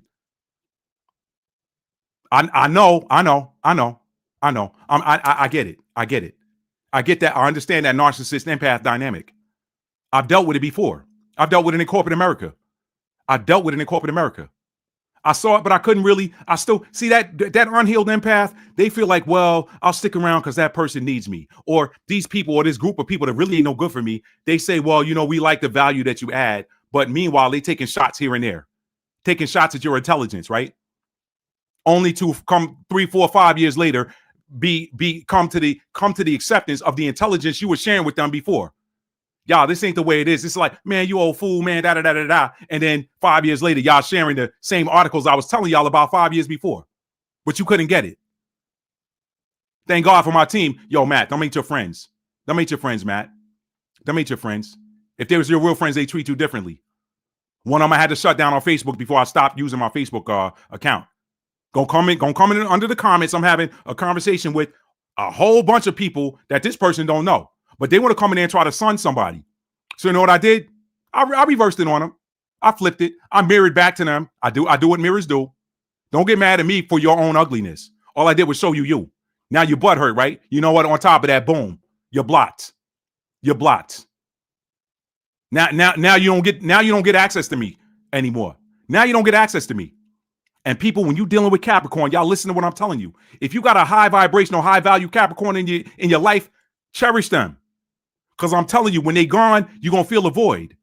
The way Capricorns love, they love so good, and they are so loyal and so purpose-driven that when they're giving that love and showing that love, people start taking it for granted. It's so good, they just take it for granted until they're gone. And then they're like, wow, where's that? Man, we ain't got nobody to replace that energy. Y'all go watch my video, Capricorns, the Sherpers of the Zodiac. Ain't nobody, people don't climb Mount Everest without a Sherpa because they know they'll die without that Sherpa. That Sherpa knows how to get to the top of the mountain and get them back down safely. The ones that try to go off without that Sherpa, you see them, their bodies are still up there. When God put a Sherpa in your company, take care of them. Take care of them. At least just show your appreciation if you don't do nothing else, because they don't ask for nothing. The only thing I ever come on here and ask y'all for is, hey, I got a new book out. I'm an author. I'm independent. I'm not published by one of the big five. Okay? I'm not selling my soul to them. I don't want somebody having creative control over my content, over my ideas, telling me and directing me, this is what we need you to write. That's why I never went mainstream. I don't want that. God gave me certain things to put out, and I know who runs that industry, and they would try to direct it otherwise. So I said, you know what? It ain't about the numbers. It's about who God wants to hear this message. That's who it's about. So if I could have had 3 million people by going big pub, but I only get 300 by staying independent, them the 300 God wanted to hear. God got me for the rest of this. I don't play for this life. I play for the next life. I play for the next life. The scripture said, lay up not for yourself treasures on earth where people can steal them and where they get old and go corrupt. It said, lay up for yourself treasures in heaven where can't nobody take what's yours. And your stuff don't never get old. So I don't play for here. I play for the other side. Understand that, okay? All right. So y'all know what to do, mods. Y'all know what to do moving forward. If they come up in here, I, me, and it ain't got nothing to do with the subject matter, I don't even care if you're talking about yourself, if you're using yourself for an example that is in context with what we're talking about. But when you start talking outside them bounds, you got to go. Mods, y'all know what to do. Y'all know what to do, okay? Now, let me check the comments, and now I'm a woosah, and we're going to come on to talking about soul ties. Now, before I get to the soul ties part, I want y'all to put in the chat a thumbs up If you have ever asked about or heard me talk about soul ties on this channel, and some people have said, well, hey, what's one way I can break a soul tie? And maybe with some of y'all, I recommended a shaman. Y'all put a thumbs up in the chat if y'all remember that from however many lives ago. I don't even keep up with them because I'm constantly rolling. All right. Pardon me. So y'all put that in the chat for me while I'm checking these comments. All right. Thank y'all for being here tonight. Thank y'all for being here. I know a lot of y'all, you know, some of the new people get scared off from this, but my regulars, a lot of y'all I know. Y'all like to see me get lit. It's cool. Sometimes you get to take notes and see how to handle an MF to step out of pocket. What a quarterback do when he get out of that pocket? If he ain't got scrambling skills, he gonna get sacked. Don't get stay in the pocket. Stay in the pocket, look downfield, deliver your pass. You good. Don't get out of pocket. Don't scramble when you ain't got legs. And even some of those that scramble out of the pocket still get caught. Lawrence Taylor done knocked many a quarterback out the game for thinking they can get out the pocket and get around him. LT to me is still the greatest outside linebacker ever. And I'm not just saying that because I'm a Giants fan. Hotshot said, now you always singing. Thank you, Hotshot. Thank you. Jojo, what's up, bro? He said, hey, y'all, just getting into class in the back, but I'm present. I like that, Jojo. I needed to smile, actually. Loving it. Narcs don't get no peace over here. Thank you, Cassandra. You good. You sound good, too, man. I miss you. I miss your table concerts. Appreciate that, Hotshot. Thank you. Thank you. Thank you. She said, yep, 16 years ago, right there in living color. Thank you. A Beauty Court said, love your dad, Matt. He is wise, not perfect, but wise. That's my dad. That's my dad. And ain't none of us perfect, but my dad, he got a lot of wisdom. He's Sagittarius. Sagittarius is a sign of wisdom, even though some Sagittarius don't act within that wisdom. Some of them act foolish. But when you high vibrational, you're going to be in that wise. Man, don't get me started. Sagittarius is ruled by Jupiter. Abundance. Wisdom. Gemini is a student. Sagittarius on the opposite side is the wise teacher. So yeah, appreciate that. That ain't AI. That's Matt all day. Thank you. Appreciate that. Wow, I thought that was Kobe for a second. We talked about that.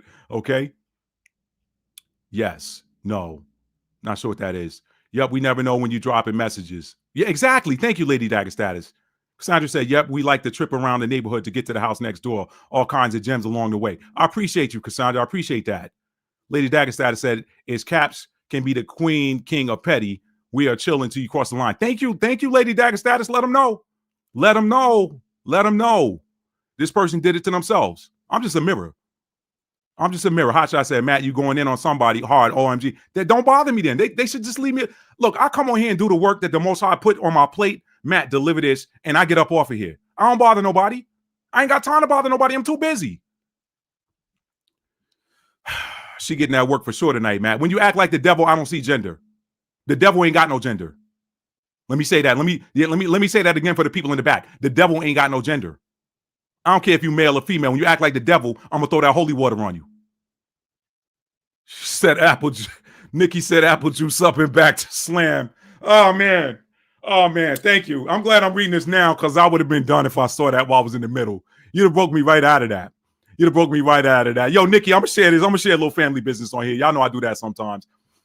Listen, my mom and dad, between the two of them, 6 kids. Okay, 6 kids. Here's the thing.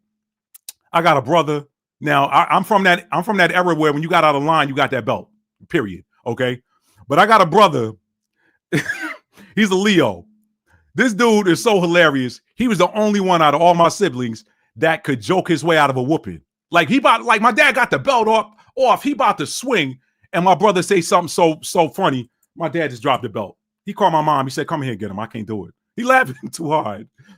That's the effect you would have had on me, Nikki, if I had seen that comment. When I was in the zone over there. Anyway, Beauty Court said, this is why I do nothing. Twin Flame, they are crazy. It makes you crazy. Yeah, you know what, Beauty Court, I don't even want to talk about that. I'm going to keep that separate to that channel. I don't even want to bring that up. That ain't the subject matter tonight. I'm going to leave that alone. But I appreciate you adding that. That's your experience, but I'm going to leave that alone. And by the way, this person claimed their twin flame. There's no way. There's no way. Because if you were divine feminine and narcissist don't go together. A divine feminine might attract a narcissist, but a divine feminine does not show narcissistic traits. If anything, she shows the codependency and unhealed empath. But she's not a narcissist. So if you exhibiting behaviors of being an overt narcissist, you're not a divine feminine. So you're immediately disqualified from that. This is what I tell people. Stop asking for a title that you really don't want. No, most people that are on the twin flame journey, they find out that they're on the twin flame journey. And then they don't want it because it's like up and down like a roller coaster. But I don't want to get Beauty of Course started because your story's different. I'm going to leave it at that. Okay.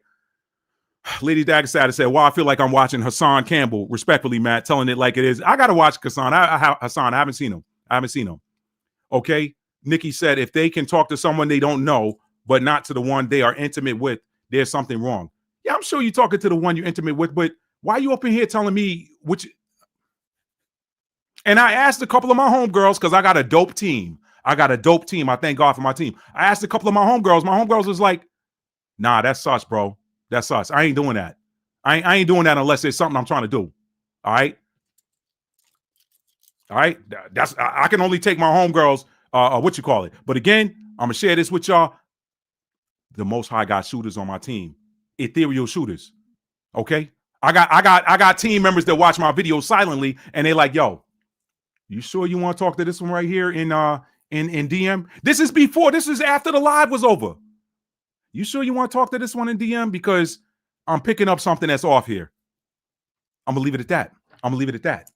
I got a hell of a team. Thank God for my team. Because this Libra rising, one of the shadow sides of Libra is they want to harmonize everything. Okay. So sometimes I give people the benefit of the doubt too much, but I'm learning and growing. She said, excellent, man. I appreciate that. Green Tambourine said, what did I miss? Oh, listen. We just getting good. That's one of the undercard. That's the co-main event. We just getting good. That's the co-main event right there. A lot, Tambourine, the block of Matt is hot. Yeah. I'll have to rewatch. These mods ain't nothing to play with either. They're highly intuitive. Yes, they are. Hotshot said, yep, you talked about soul ties a lot more. Thank you. Now, here's why I said that. Before I get on to that, here's why I said that, Hotshot. Because I'm going to be talking about soul ties tonight. I'm going to give y'all the download I got. But guess what? If this mofo were watching, she'd swear that she gave me the idea for soul ties. That's all right. I hope you're taking notes, because you're gonna get some teaching here. Just sit in the corner, behave, and take notes if you're still watching, because you cannot be seen. You've been muted. That's the one thing I love about YouTube over the other platforms. Other platforms, you block people. YouTube, ain't no block. You just mute them. And guess what? They sitting there commenting. Don't nobody ever see it. It goes into the void. That's one of the things I love about YouTube. That's one thing they did right.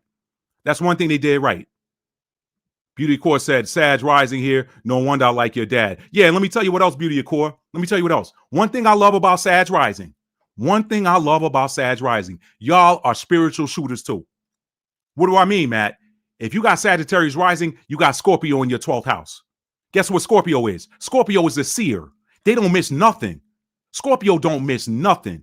So when you got the sign of the seer in the house of the things that are hidden, y'all can see stuff that other people can't see. That's why I love Sag rising. Y'all spiritual shooters. Get your Sag rising on your team, y'all. Make sure they're high vibrational.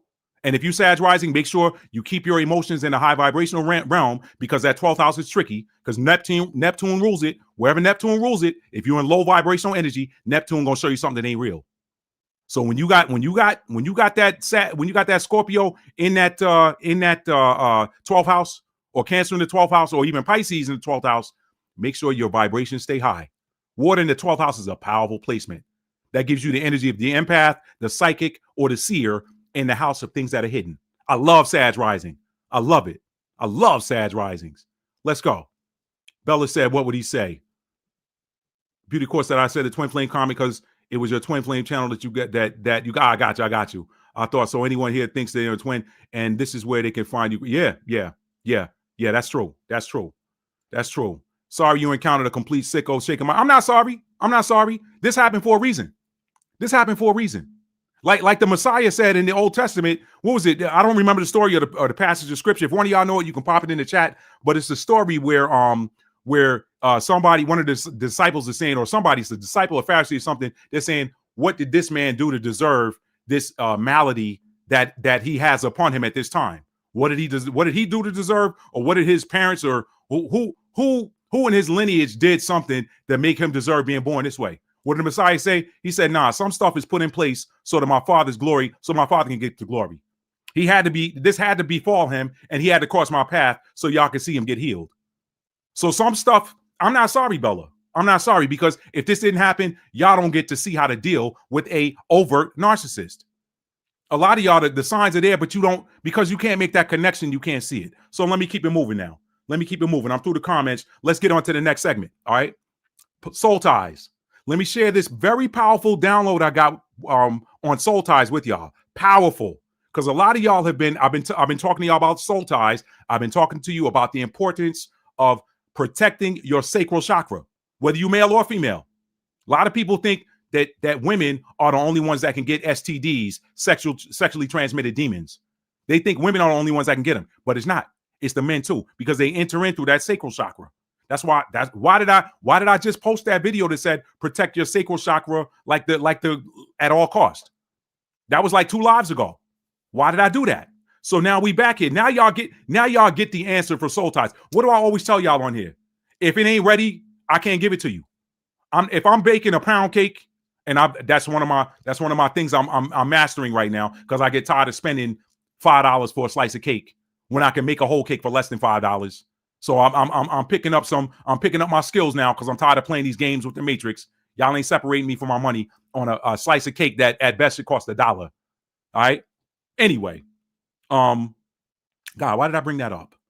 I don't even remember why I brought up now the whole thing about the pound cake. Powerful download about the nature of soul ties. All right. Anyway, well, it'll come back to me if it needs to. But let me share this with y'all. Okay. So that video, I was telling y'all, protect your sacral chakra like the gold at Fort Knox. Okay. Why? Because that enemy enters your auric field via your sacral chakra. And once they're in there, they can wreak havoc. Okay. That's what I was going to say. If I'm baking a pound cake, I'm not going to give you a slice of it until it's ready. If the recipe says bake for an hour 25, don't come in there saying that 30 minutes and saying, hey, can I get a slice of that cake? No, it's not ready. So I can't share something with y'all unless the Most High is giving it to me. If he hadn't given it to me and I don't already have expertise on it, I might have a basic understanding of it, but I can't go deep on it unless God give me a word on it. I got that for y'all tonight. Okay.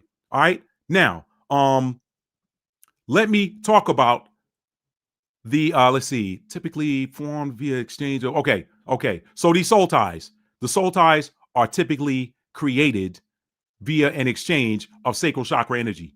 And I just said it, whether you male or female, you can get an STD, and I'm not talking about sexually transmitted disease, because what a sexually transmitted disease is really a sexually transmitted demon. Okay, I'm gonna show y'all that in just a minute. But these are typically these soul ties are formed when you engage in sacral chakra exchange of energy with another individual. Okay. And it don't necessarily have to be, I probably should have labeled this 18 plus, but it don't have to necessarily be pelvis to pelvis. Okay. It could be throat chakra to sacral chakra. Some of y'all think it's okay. Well, he wasn't inside of me, or, well, she doesn't. No. Okay. Exchange through sacral chakra. That's the portal. The sacral chakra is that portal for, let me keep it moving. I'm not going to reteach that. Let me keep it moving. These soul ties are typically formed via the exchange of sacral chakra energy. Okay. I talked about that with the whole massage therapist thing and the dude who was doing the weird stuff on that video, one of my last previous live streams. Now, so here's the download, y'all. A lot of us think or have thought, let me sip this water here, because y'all gonna get some deliverance tonight. I'm gonna sound churchy with saying that, but I'm gonna say it again. Y'all gonna get some deliverance tonight. When you leave this live stream tonight, you're gonna know exactly how to identify, at least anecdotally speaking, in your own life, if you formed a soul tie, and how to clear it. Okay. You don't need to. This download I got is so powerful. This is the Most High showing me you really don't need. Let me keep going. Because I don't want to knock nobody's business. I know people, they have different services they offer to clear those soul ties, and they're shamans. They work with energy. They do different things. They do, dowsing and things of that nature. So I don't want to knock anybody off their business, because that works. That does work. I know shamans that do dowsing, and the dowsing is a very powerful energy clearing modality. Okay. You got to have somebody that's tapped in spiritually. Everybody can't do dowsing. The other side don't deal with everybody. This is why some people run away from spirituality, because they low vibrational. So what are you going to attract? What I always say on here, you attract what lives at the level that you vibrate. So you got low vibrational people thinking they can quote unquote get into spirituality and talk to entities on the other side. And guess what? Guess what's waiting on you? What's vibrating at your frequency? But guess what they're there for? They're there to run you up out of there, because you're supposed to be high vibrational, unless you have your father, the devil. I talked about that the last time. That's different. Okay, let me keep it moving. So a lot of people think that it's just an energetic exchange, but let me tell you what else is being exchanged that is being carried with those bodily fluids. Okay, I've heard people say, well, did you get these soul ties? Don't matter, whatever. Most people that get these soul ties, and I'm not saying you're okay if you use a prophylactic, fellas or ladies, if he uses a prophylactic. I'm not saying that you're okay there, because you still are being stimulated and you can get that mental psychic connection as well. But you need to understand something. What else is being exchanged that is being carried with those bodily fluids? Because most people that initiate soul ties, they don't want that layer of protection between them. Y'all put that where it goes. Y'all put that where it goes. Okay. What else is being exchanged? Parasites. Parasites. That's a powerful download, right? Y'all weren't ready for that. Parasites. Yes, parasites. So let me contrast it for you. Let's talk about digestive tract parasites, okay? What they do. This is a podcast I listened to years ago on iTunes. This guy, his podcast isn't there anymore, and I don't remember it, but he did this dope breakdown of how the microbiome works. The microbiome, that's basically your gut environment. The microbiome, okay? You got positive microbials in there, and you got negative. Let me not say positive, negative, because that would give masculine versus feminine. You've got high vibrational, good bacteria in that microbiome, and you got low vibrational, bad bacteria. And he's saying, like, in a good homeostatic environment, the ratio. This is somebody else's breaking this down. Okay, I'm just repeating what I heard. 4-to-1. He said, if you got a 4-to-1 ratio of good bacteria or healthy bacteria to bad bacteria, you're not going to have any problems, okay? He said the problems come in where you have more unhealthy bacteria than healthy bacteria. The healthy bacteria, they destroy the unhealthy bacteria. That's kind of how that works. And they keep that gut, that microbiome healthy. But when you have unhealthy bacteria, then an overabundance of unhealthy bacteria, then come the problems. We talk about just the digestive tract, okay? Now, one of the things I learned in that podcast is that the unhealthy bacteria, what they do is they take over the parasympathetic nervous system. What happens when that parasympathetic nervous system is taken over by unhealthy bacteria? They take over your cravings. You start craving foods that feed them, that are bad for you. Why are they bad for you? Because these foods don't help your healthy bacteria. So you start getting gas, bloating, excessive farting, all of that stuff, right? I'm being adult here. Gas, bloating, excessive farting, things of that nature. That's just to keep it light. That's on the not so bad side. It can get a lot worse than that, where you're getting leaky gut and all of that stuff that you hear Dr. Stephen Gundry talking about in all of these YouTube ads that you see when you're watching YouTube videos, okay? All right, that hopefully if you're watching your favorite YouTuber, you're at least watching 30 seconds of it or clicking the website so they can get credit for, because they eat off that. A lot of your top YouTubers, listen, if that's your favorite YouTuber and an ad pops up, at least watch 30 seconds of that ad or click the visit advertise or view more site or whatever. I watched another YouTube video where they were saying how your people that have ads or how to monetize channels get paid. I'm not asking for myself because I'm not monetized, and to be honest with you, I don't care. I do not care. I got the numbers to be monetized, at least the subscription numbers, but YouTube denied me a long time ago. And I guess it's because I'm not at that, 1,000 views per video minimum threshold, whatever. But I don't care at this point. Like, I don't care. I know they ain't gonna monetize me because what I'm on here talking about, but God monetizing me. So I ain't worried about the rest of it. Anyway, getting back to that, your favorite YouTubers, I don't care what you're watching. Make sure you either watch at least 30 seconds of the ad or click the visit advertiser button. If you click there, just scroll to the bottom of the window, the webpage that pops up, and then go back to the video. They got credit for it, okay? All right, so make sure you at least try to help them out because they're providing something for you that you don't have to pay for.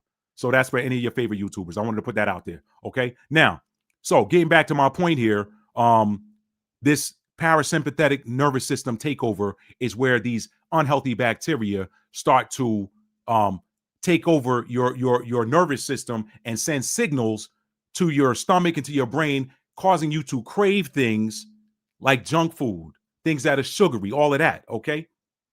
Now, those foods that you're craving, you think that you crave, man, I got a taste for this, but it's really not you, because those foods have empty calories. You don't really get any nutrition from them, but they taste good, right? Guess what? You think they taste good, and they do taste good. I mean, that's part of the FDA. That's why they put all of these artificial flavors in there, like MSG. And you look at the back of that thing, it'll say something like hydrolyzed yeast extract, or autolyzed yeast extract, or Tarula yeast, and all of this. All of these are synthetic flavor enhancers that make you continue to eat these foods and make them taste good. Because if they didn't put those flavor enhancers in there, you're talking about plain potato chips. Who eats plain potato chips? Who sits there and eats the whole bag of plain potato chips? Nobody you know, unless they're dipping it in something. But straight up eating a whole bag of plain potato chips, no. But if it's a flavored potato chip, a lot of times you'll sit there and then before you know it, the whole bag is gone. Then you're like, ugh. What do you need next? I need some soda. Let me get me some sodas. Oh, Lord, let me get some sodas to cut this grease. Lord have mercy. Whoa, that sure is a good sodas. It's not you. It's those unhealthy gut bacteria. It's those parasites. Now, let's contrast that with the sacral chakra energy exchange, okay? Sacral chakra organ housing parasites work in the same way. Let me say that again. Sacral chakra organs, y'all know what the organs are if you're a male. You know what the organs are if you're a female. I don't have to get graphic. Sacral chakra organ housing parasites work the same way. So now we getting to where the rubber meets the road. This is why you crave that person that you know is no good for you. You think you craving that feeling that they made you have, okay? When it is perfectly normal for you to have that feeling one time and be like, that was a great experience, and then you can move on with your life. But no, you find yourself sitting up thinking about that person, craving that person. You know why? A lot of the spiritual people say that person has put their DNA in you. Yeah, that's true. That's true. Fellas, you got a little bit of her DNA, but it works more the other way with the fellas dealing with the women, okay? Y'all put that where it goes. I'm not going to get graphic because I didn't put an 18 plus tag on this video, okay? My videos typically aren't for children, but I didn't mark this 18 plus, so y'all put that where it goes. Now, what you got to understand is these sacral chakra organ housing parasites work the same way as those gut parasites. They make you crave something that's not good for you, okay? So what that person did was they gave you a STD or an SID, a spiritually transmitted demon, or a sexually injected demon, or a sexually transmitted demon. Oh, y'all don't think these are demons? Let me show you something. Let me show you something. This is why you crave that person so that soul tie is because of not just that energetic exchange that you made with that person. That's just half of it. That's the spiritual half. But what you didn't know is that there's a physical half with it. And it's because that person injected into you a parasite. What do parasites do? They make you crave things that are not good for you. So now that parasite has picked up DNA markers from that individual that put it in you. That's why you're craving them. The parasite that carries their DNA into you, okay, makes you crave them. This is why there are certain individuals, for those of y'all that have had multiple partners in your lifetime, this is why there are certain individuals that you're like, oh yeah, that's a memory. No, they don't do nothing for me. And then other ones you're like, oh Lord, please don't let that man call. Because if he does, ladies, you're like, oh, I don't know if I can tell him no. Or fellas, man, look, shorty call me, man. Player, look, man, I know she crazy, man, but I might have to go back and hit that again, man. I know she crazy, player, but I might have to hit that again, dog. Man, she crazy, man. I know she crazy, man. Man, I can't leave that thing alone. You got a sexually transmitted parasite. Let me show you something. Sexually transmitted demons. Y'all don't believe me? Watch this. Watch this. Let me show y'all something. Let me show y'all something. I ain't come here to play tonight. Let me show y'all something. I told y'all somebody gonna get some deliverance off this tonight. I'm not just gonna show it to you. I brought some images up. Okay.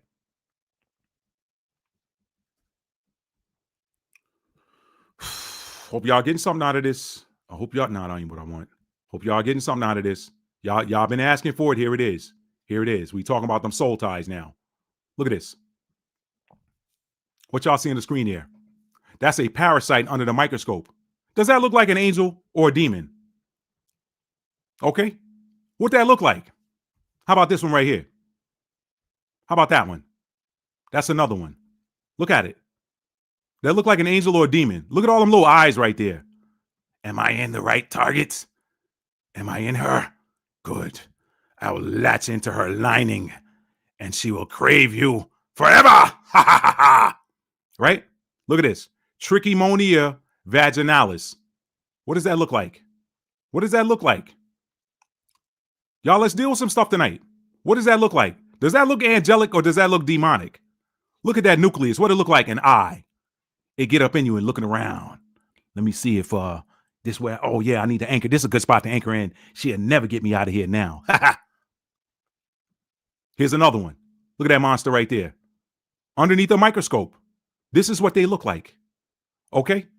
That's what they look like. All right? So now you know what I mean when I say sexually transmitted demon. There's your soul tie right there. Here's your soul tie right here. Here is your soul tie right here. This is what a soul tie looks like. Powerful download the Most High gave me. I wasn't looking for this. This came down to me at dark 30 this morning. dark 30. dark 30. Okay? Look at that. There's your soul tie right there. There's your soul tie. It's created an anchor. It's almost like Wi-Fi. That's a Wi-Fi router right there inside of you. The Wi-Fi connects you to that other person. That's your router. Guess what happens? Listen, I'm a former computer guy in corporate America. I'm a former IT service guy. That's your Wi-Fi router. What happens when you disconnect that Wi-Fi router? Them two computers can't talk to each other now. Them two computers can't talk to each other now. Okay? All right? Them two computers can't talk to each other now. Now, let me keep it moving. Y'all wanted soul ties? Here they are. That's how they happen. That's how they happen. Let me keep this moving. Now, sacral chakra organ housing parasites. They live in your sacral chakra. Now you wonder why you look at that person, you know they full of the devil. They got a bunch of hell in them, but they talk to you and they say something that they were programming in your ear, ladies, while they were on it, or fellas too.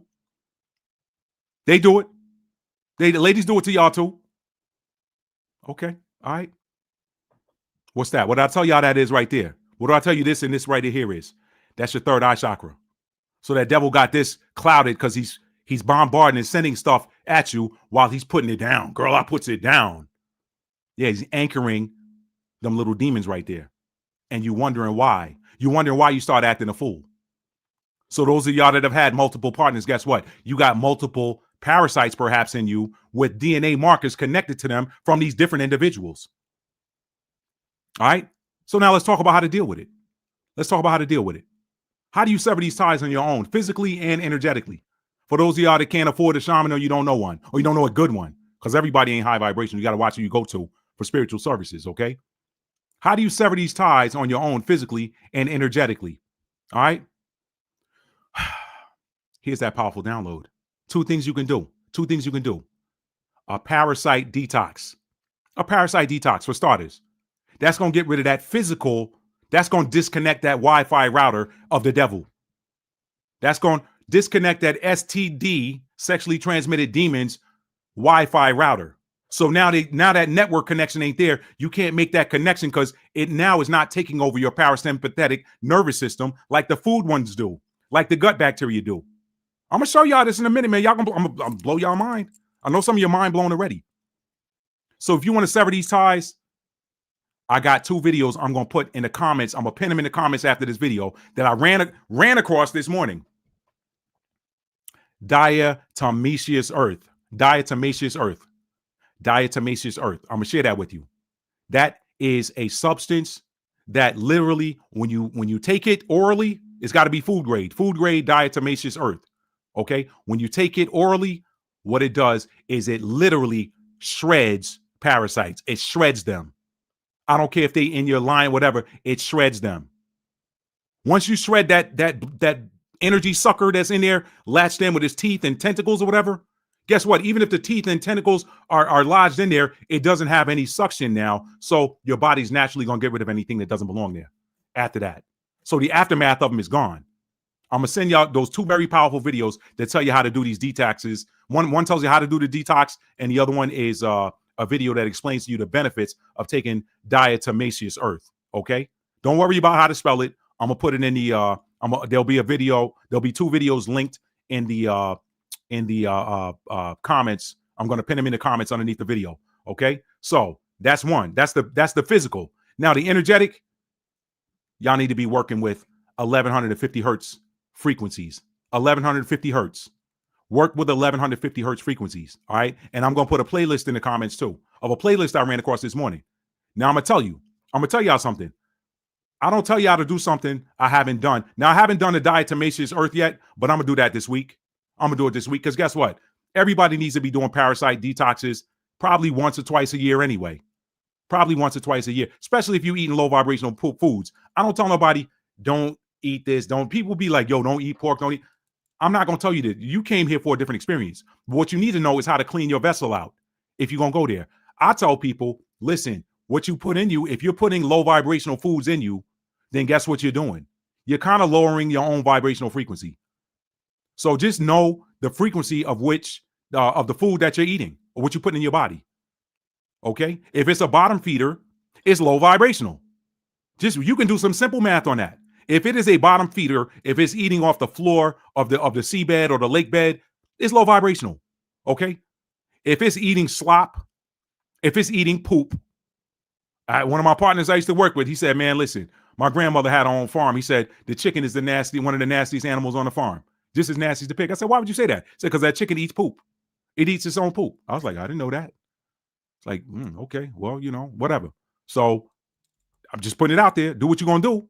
But I'm telling you, if you're eating low vibrational, whether it's seafood or land food, there's a price to pay with that.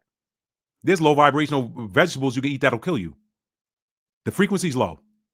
Everything in this life is about energy, frequency, and vibration. That's the universe. Everything, okay? So now let me tell you about this 1150 hertz frequency, okay? For starters, you can break that down right there and see what you're dealing with. For starters, you can break that down. Y'all look up master number 11 properties on your own. What are the properties of master number 11? Very spiritual. Very spiritual. When I'm talking about spiritual, I ain't talking about religious spiritual. I'm talking about spiritually gifted. God frequency type of gifted, okay? Master number 11, look it up. So you pair that 11 with the 5 energy of the 1150 hertz frequency. What is 5? 5 is about change and activation. So when you're working with that 1150 hertz frequency, you are activating that master spiritual number energy because it's coming. The 5 is coming after the 11, or the 11 is preceding the 5. 11 is what it is. The 5 coming after it is activating the energy of that 11. Now we get somewhere. Now we know why the 1150 hertz frequency destroys parasites. I learned that 1150 hertz frequency destroys parasites. On top of that, it clears energy in your arc field. So if you got parasitic energy around you, that 1150 hertz frequency is going to clear that out. Y'all didn't know that, did you? And guess what that 0 does behind all of that? I told y'all the 0 is the God frequency. That's why that 1150 hertz frequency is so powerful at destroying energetic and physical parasites. Why you think them demons in that man in the New Testament, when the Messiah went into the tombs, saw him coming off in the distance? He vibrating at a high frequency. He had to be vibrating at 1150 because they were like, hey, you came here to torment us before your time? Dude, I'm a half a football field away from you. What are you talking about? Nah, I see your light, man, and I feel your energy. Listen, if you're going to drive us out of this man right here, suffer us to go into that herd of swine right there. I've given y'all this example a number of times. Why would them demonic energies, them demonic entities, them demonic energies want to leave out of this man who's possessed and go into a herd of swine? You can only go into what lives at the frequency that you're at. I gave you an example the last time of the rotating door. If that rotating door to go into that office building is spinning at 1,000 RPMs, you ain't getting in there unless you can move and jump through at 1,000 RPMs. That door gonna bust you up. You can't go in that door. That's why you want to spin at a high frequency. That's why you want to raise your emotional vibration, because you repel the darkness unless it's attracted to you so that it can be dealt with. And that attraction is that is heaven sent. When you high vibrational and you attracting narcissists, God sent you here to be his special forces. You like the Green Berets, you like the Navy SEALs. God sent you in there to deal with an enemy that the regular army couldn't deal with, that the regular Marine Corps couldn't deal with. Marine regulars are tough, but this is a different enemy. Send Marine Corps recon in there. They got special training. It's like SWAT. People think SWAT stands for Special Weapons and Tactics. A lot of them SWAT guys are ex-military. Beat cops to get lit up. SWAT, they know how to maneuver.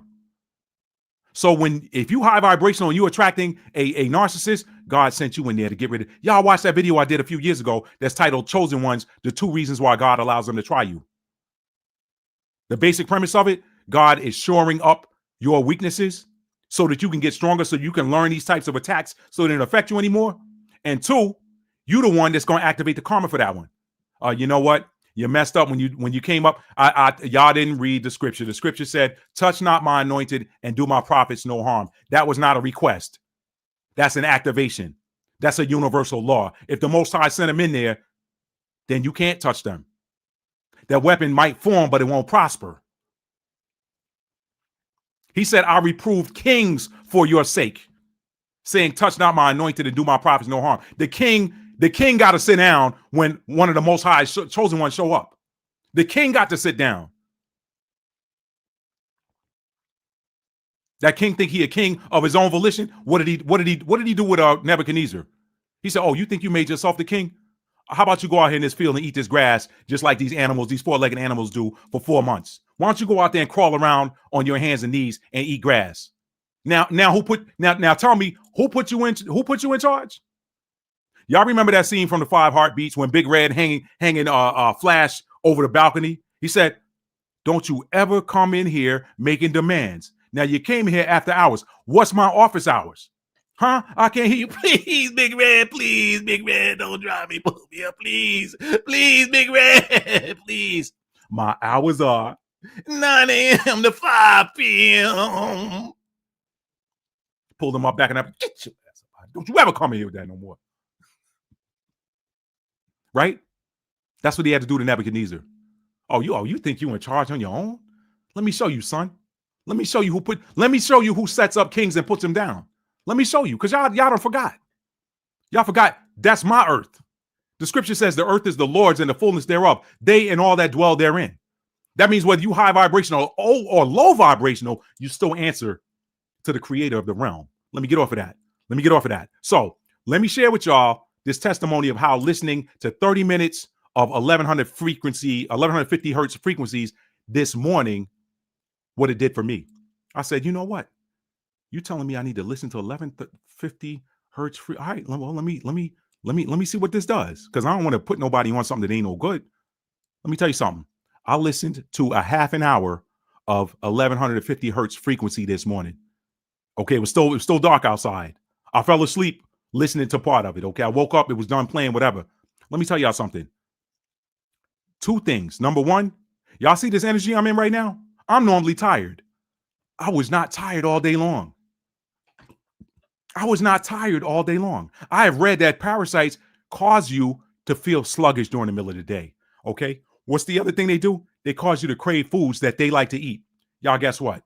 I just went to the supermarket 2 nights ago and got a gang of snacks.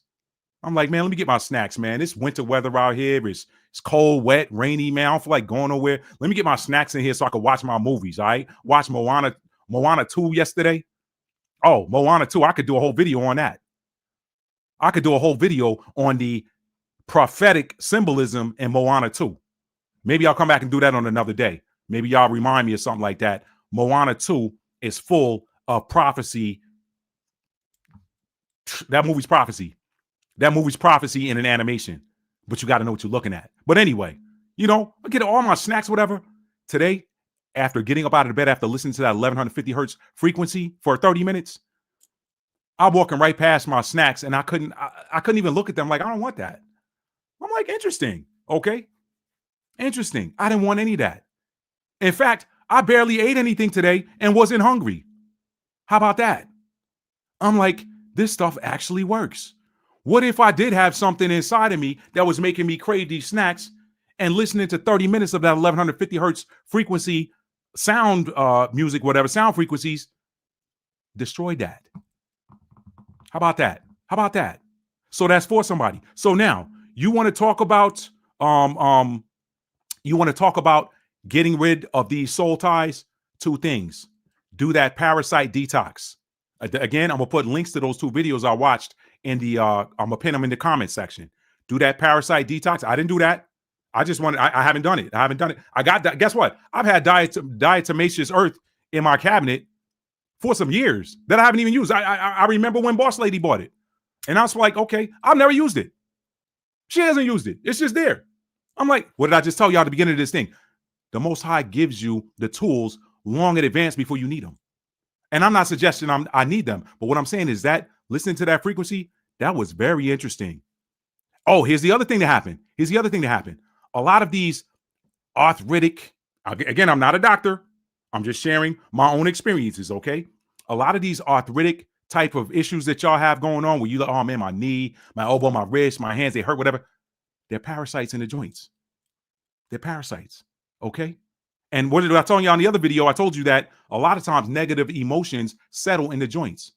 So you kind of had two things going on here. You can have the presence of physical parasites in the joints, according to some herbalists, okay? Or according to some herbalists, a lot of these arthritic conditions are due to, according to some herbalists, a lot of these conditions are due to the presence of parasites. But guess what? If they're physical ones, they're energetic ones too. Because the physical embodiment of everything gives off an energetic frequency signature too. You do, I do. Why wouldn't it be any different at the microscopic level? So guess what? As I'm listening to these, I'm feeling a tingling sensation in my knee. Now, my knee's been kind of acting a little funny here with the cold weather. I had some knee injuries. I had a knee injury some years ago, a significant knee injury. And sometimes when the weather changes, it flares up. Or if I'm going too hard on the tennis court and I didn't change my insoles or something like that, the insoles lost their cushioning ability or something like that, my knee might flare up or something like that. Or, you know, if I'm doing squats or something at the gym, sometimes the knee flares up if I'm not paying attention to the weight and making sure that my form and everything is good. So my knee's been bothering me a little bit off and on since the weather turned from fall to winter, okay? Guess what? I felt some tingling in my knee while I was listening to that music, and I didn't feel any pain after that. My knees coming up the stairs up until yesterday was a little bit tricky, feeling a little weak. I'm like, oh, I don't like that. Maybe I need to work on my hams some more and work on the front part, the muscles that support the knee. Guess what? I didn't feel no knee pain or weakness at all going up the stairs. There's something to it, y'all. So that's for somebody. If you want to get rid of these soul ties, start with that parasite cleanse and then work with that 1150 hertz frequency. All right. You ain't got to wait till you get the parasite cleanse stuff. Some of y'all are going to get off of here and go look at that in the links underneath the comments in this video and listen to them 1150 hertz frequencies a night. Y'all come back in the comments later and let me know what you thought. Or let me know what that did for you. Okay. So now, there's also some other frequencies you need to work with as well. Work with the sacral chakra frequencies. Work with all three of the feminine chakra zones too. Balancing, healing energies. Listen to some sacral chakra healing frequencies, some heart chakra healing frequencies, some third eye chakra healing frequencies. Why? Because if you're still looking at certain types of individuals that ain't no good for you, your perception could be off. That's a sacral chakra blockage. Not sacral, sorry. That is a third eye chakra issue. So you need to retune and rebalance your third eye chakra so that you are properly perceiving these energies. And then work with your heart chakra, retune that, because if your heart has been broken from your dealings with these sexually transmitted demons, okay, and their injectors or their sponges leaving it on you, depending, put it where it goes, you need to retune that heart chakra. And guess what? You definitely need to work on that sacral chakra too after you're done with that. So listen to that 1150 hertz and then come back and follow that up with some sacral chakra healing music, okay? All right? Just some ideas for y'all. And definitely, there's another one. There's a masculine one you need to work on. Listen to that solar plexus chakra too. Why? Because that's your confidence. A lot of people get targeted by low vibrational energies because your self-confidence is down. When that solar plexus, your internal sun, when that solar plexus is shining bright, your confidence is high, and can't nobody come in there and snow you because your confidence was low.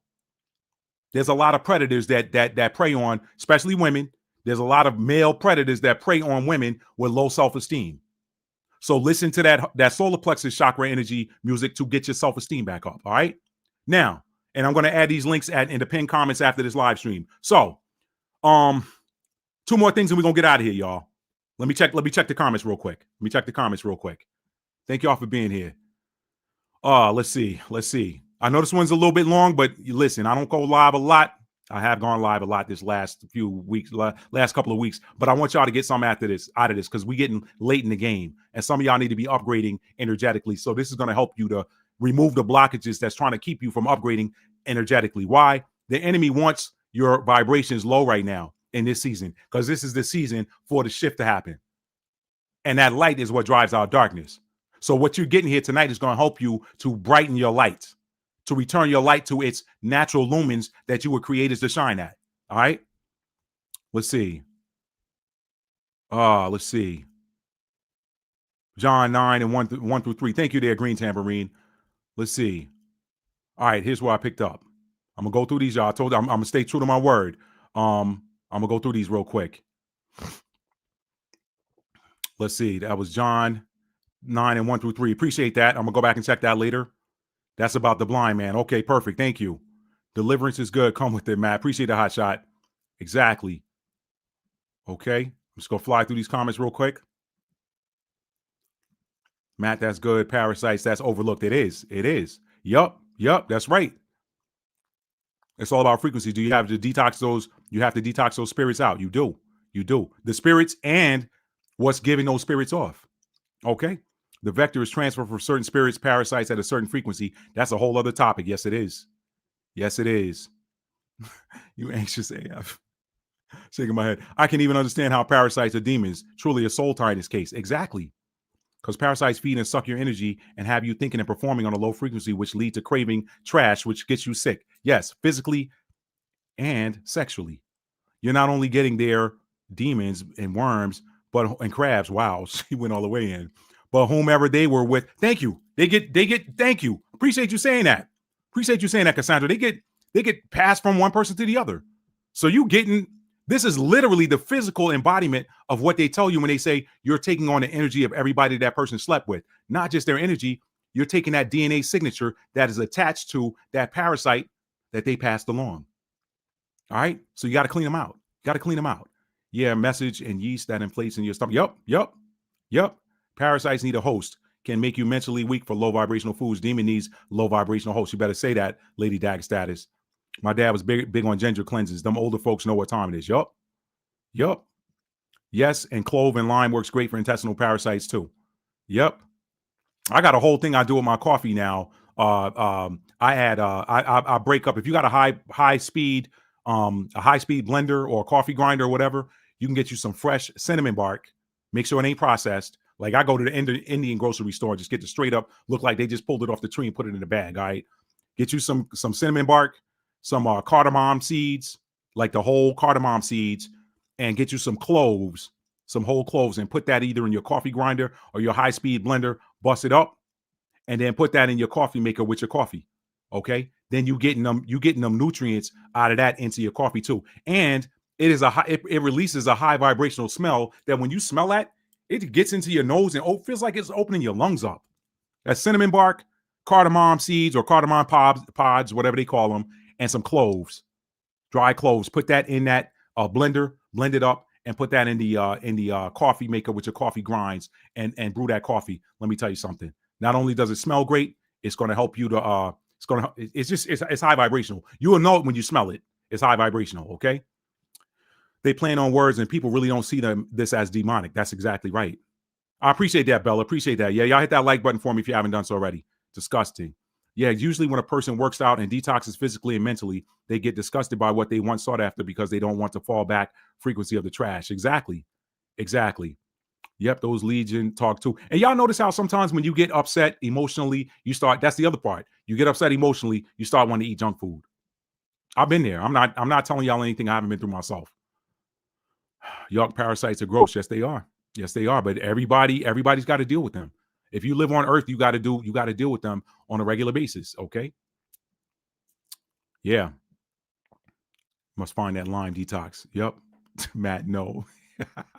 And people don't want to detox. Shaking my head. This makes me want to do a 3-day cleanse. Yep. It's a portal too. Yes, it is. Fast and detox. Yep. That is very true. Those two are very powerful. You know why? Because when you fast and you deprive your body of food, your body starts eating things that doesn't belong there. It starts eating the fat first. It starts eating up inflammation. Now I know. Now this gives a new meditation and breath work. Yes. This gives a new understanding and understanding now to how intermittent fasting and going on a fast for 48 to 72 hours causes the body to, quote, eat inflammation. It's not eating inflamed tissue. It's eating what's causing the inflammation. Oh, this parasite don't belong here. Well, guess what? I got to survive now, and you look like food. Wait, no, go eat some potato chips. No, go eat some ice cream. No. Yeah. Diatomaceous earth. Yep. Use it in the garden sometimes too. Yeah, they tell you to put that in the garden to help with the pests. You can tell those fake church posing evil spirits, they perpetuate the parasite frequency as a norm, Bible in hand and all. It'd be easy to see them witches. Bella, who you mad at, Bella? Who you mad at? Nikki said, been hearing so many ways to detox. So glad you're talking about this. And listen, I'm doing the work. I appreciate you, Nikki. I'm doing the work I was called to do. It's like microscopic sharp particles that rips them up from the inside. Exactly what it is. Exactly what it is. And it is silica. It's silica. So your body needs that. They say that actually helps you to repair like joints, teeth, bones, all of that. They say that's better than taking like calcium supplements. I've used it before, but didn't know it removed parasites. Yep. 11, illumination. There you go. Doc laughing at that. Yeah. This makes sense. I listed some frequencies the other night and was not hungry all day. See that? I'm telling y'all, thank y'all for the witness. Thank y'all for the witness. Appreciate you, Doc. Appreciate you. Thank you. I'm going to play the 1150 because I pulled my back a few days ago, but doing better with red light and homemade comfrey salve. Wow. Got to take it easy too. Take it easy with them with that working out. Take it easy. And also, guys, one of my biggest challenges is making sure I like bend all the way down or squat down when I'm loading and unloading the dishwasher, because that little micro bend over at the waist that can cause things to get out of whack a little bit. So, fellas, if you're over a certain height, watch the way you are loading and unloading the dishwasher or anything you got to reach down for. Even the sink, even if you brushing your teeth in the sink or washing your face, just watch your posture. Love it when I find the lives that I need. Thanks, Matt. You're welcome. You're very welcome. When you bring fire and gems on these lives, we don't mind at all. I appreciate y'all. Thank you for sharing this with us. I have to try that blend with the spices. I go to the Indian markets too. Their spices are strong. Yes, they are. All right, y'all. So let me get on these last 2 points and then we're going to get up out of here. Appreciate y'all being here tonight. Okay. So, and again, I'm going to add these links to the pinned comments underneath the video after the video is over with. All right. So next, let me say this. Okay. Let me say this. This is whatever comes up, comes out. This is, I got this in my notes. What you should be doing from your mid 40s and on. Okay. And how mismatched frequencies can drain your energy. Let me explain something, y'all. So if you look at life as a series of 20-year blocks, let me get my laptop plug. Hang on.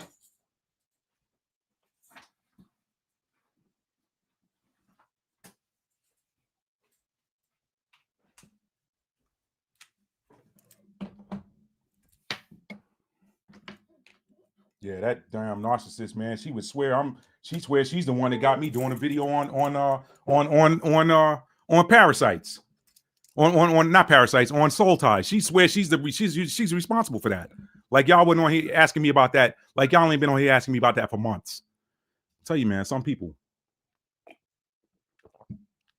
Anyway, if you look at life as a series of 20-year blocks,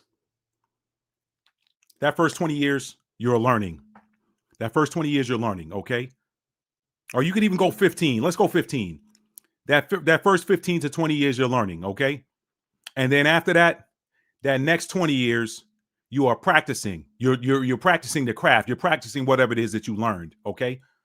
Once you start hitting them 40s, 45, 50, okay, really shouldn't take that long. Once you start getting in the mid 40s, 43, 44, getting around 45, at this point, you should have some level of mastery with something, and you should be teaching others that are coming up behind you how to move. Okay. I had an example once of a high school friend of mine.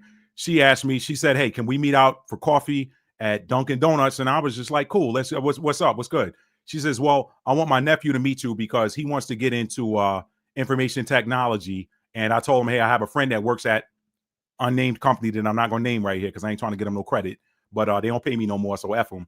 But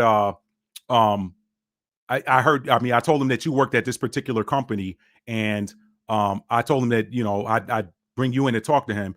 He comes in there to talk to me. He kind of looked like he getting ready to go play basketball or something. And first of all, his presentation ain't sharp. His body language, he's sitting in the chair all like this and everything and looking at me like, "What's up? Look here." Did y'all see that movie, Lean on Me, with Morgan Freeman playing Joe Clark? "Listen to me, son. You'll be dead in a year, son. You ain't gonna make it out here, son. You'll be dead in a year. You hear me, son? You'll be dead in a year." I wanted to hit him with the Joe Clark.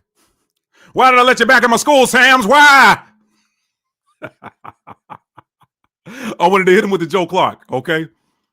But I told him straight up, I said, "Listen, you're gonna have to change all of this right here. If your aunt tells you she wants you to meet an industry professional, treat that like it's a job interview. Show up and play the part. Okay? Look interested, sound intelligent, look presentable, watch your posture." Just teaching them these things, because I'm like, look, I ain't got a dog in the fight. I don't. But if you go to this company, you probably ain't gonna make it in the door when they look at you, because you're giving off the wrong energy. Look interested, show up. That's just one example, y'all. But we're supposed to be teaching what you have learned already, and it's like you go from student to practitioner to master. Once you've achieved mastery, your duty back to society is to teach what you know. So when you hit a certain age, you in your 40s, and you trying to elevate, you got a life plan and you trying to move forward. I know I'm sounding real Capricornian right now. It is what it is. But you got a life plan and you trying to move forward, and you got people around you that's around your age, and they are still in this energy. You got to be careful with some of these people, because just make sure that you got people around you that ain't taking from you and ain't putting back into you, because that goes right back to what we were talking about at the beginning. They will be a drain on you. Okay? If you're teaching, if you're spending your time pouring into somebody, you want to see them using what it is that you're teaching them, regardless of what age they are. If they're putting into application what you're putting your time in and pouring your time and effort into them, let me tell you something. That's a different kind of win. That's a different kind of joy. You go from being the competitor on a team and winning championships to teaching people, "Hey, this is how you win a championship. This is what it takes." That's a different kind of joy when somebody comes to you and says, "Hey, can you help me do this, that, or the third?" And then they're putting it into practice and using what you taught them, and then giving something back to you. If the giving back to you is just you're watching them apply it. But be careful, because some people just don't ever grow up. Some people don't ever grow up. They're in their 45, they're 50, and they still acting like a teenager. Be careful having them people around you, because they will drain your energy. Okay? That's what I call mismatched frequencies. You're at a different frequency. You're at the frequency of the master, and now you are teaching. They're at a frequency that says that they're stuck in student mode. They're not even in practitioner mode. It'd be different if they were in practitioner mode, okay? But they're stuck in student mode, and they're around your same age. Be careful around them people, because they will drain you. Because you got to ask yourself, why are you still in? And I'm not saying you should ever stop learning. Obviously, if you're learning something new, that's different. You still got mastery on something else, okay? But when you got people around you that's trying to tell you what a 10 means in numerology, and you teach numerology and use numerology to use your understanding of numerology to help people problem solve, and you got somebody coming around you that's trying to, I'm gonna leave that alone. I'm gonna leave that in the back. Let me move on. So I just wanted to add that to somebody. I wanted to pass that along. That might help somebody. All right. And so the final thing I'm going to talk about here is this Uranus in retrograde, this Uranus retrograde and Taurus effect. Because I was just made aware of something today by one of my teammates, a story that she shared that I said, that's Uranus, and that's that Uranus retrograde and Taurus effect. Listen, because some of y'all are going to see this, okay? When we hear Uranus and Taurus, one of the things we talk about is a sudden, unexpected appearance of like money, wealth, valuables, that kind of things, nice things. I talked about that before when I told you guys that Uranus was going to go retrograde out of Gemini into Taurus and stay there until May of next year. So y'all gonna see these themes of, sudden unexpected appearance of money or something like that. But what I wasn't prepared for was the self-worth aspect of the second house, which is ruled by Taurus.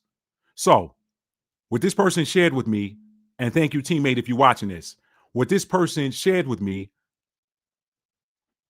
sparked this for me to come tell y'all tonight. Okay. I said, that's the Uranus retrograde and Taurus effect. One of the things that go undervalued, and it's so funny, I say that tongue in cheek a little bit because value is something that lives in the second house, and the second house is ruled by Taurus. But one of the things that goes undervalued with this, with Taurus energy, is the self-worth aspect of it. So a lot of y'all, don't be surprised if you see situations. Remember, Uranus is the energy of sudden, unexpected events. So don't be surprised, y'all, if y'all see sudden, unexpected events pop up in your life that teach you self-worth, or that make you operate, make you raise your own values, make you transform your value statement. Notice I said transform your value statement. Taurus sits opposite what sign? Scorpio. Scorpio is about transformation. So that Taurus Scorpio axis is alive and well, regardless of what sign you're in. Okay. When you're dealing with a Scorpio, you're dealing with somebody that likes nice things. Okay. When you're dealing with a Taurus, you're dealing with somebody who's transformative. But the difference is Scorpio transforms others. Taurus transforms itself. Okay. That's kind of how that works. So when you're looking at this Uranus retrograde in Taurus, we also know that Taurus deals with values. But guess what? What I was not prepared for, and I'm seeing it now, and I'm even seeing it with myself, because that was part of this whole exercise with this overt narcissist showing up, attention-seeking narcissist showing up, trying to sun somebody and tell somebody they're copying off them, and they're not at the same level. Okay, not even close. I'm sorry if that sounds when you ask for it, you got to get it. I don't wear my achievements on my sleeve. That's another thing that y'all will notice about Capricorns. A Capricorn could be the biggest asshole on the planet talking about their achievement because it is the sign of the achiever.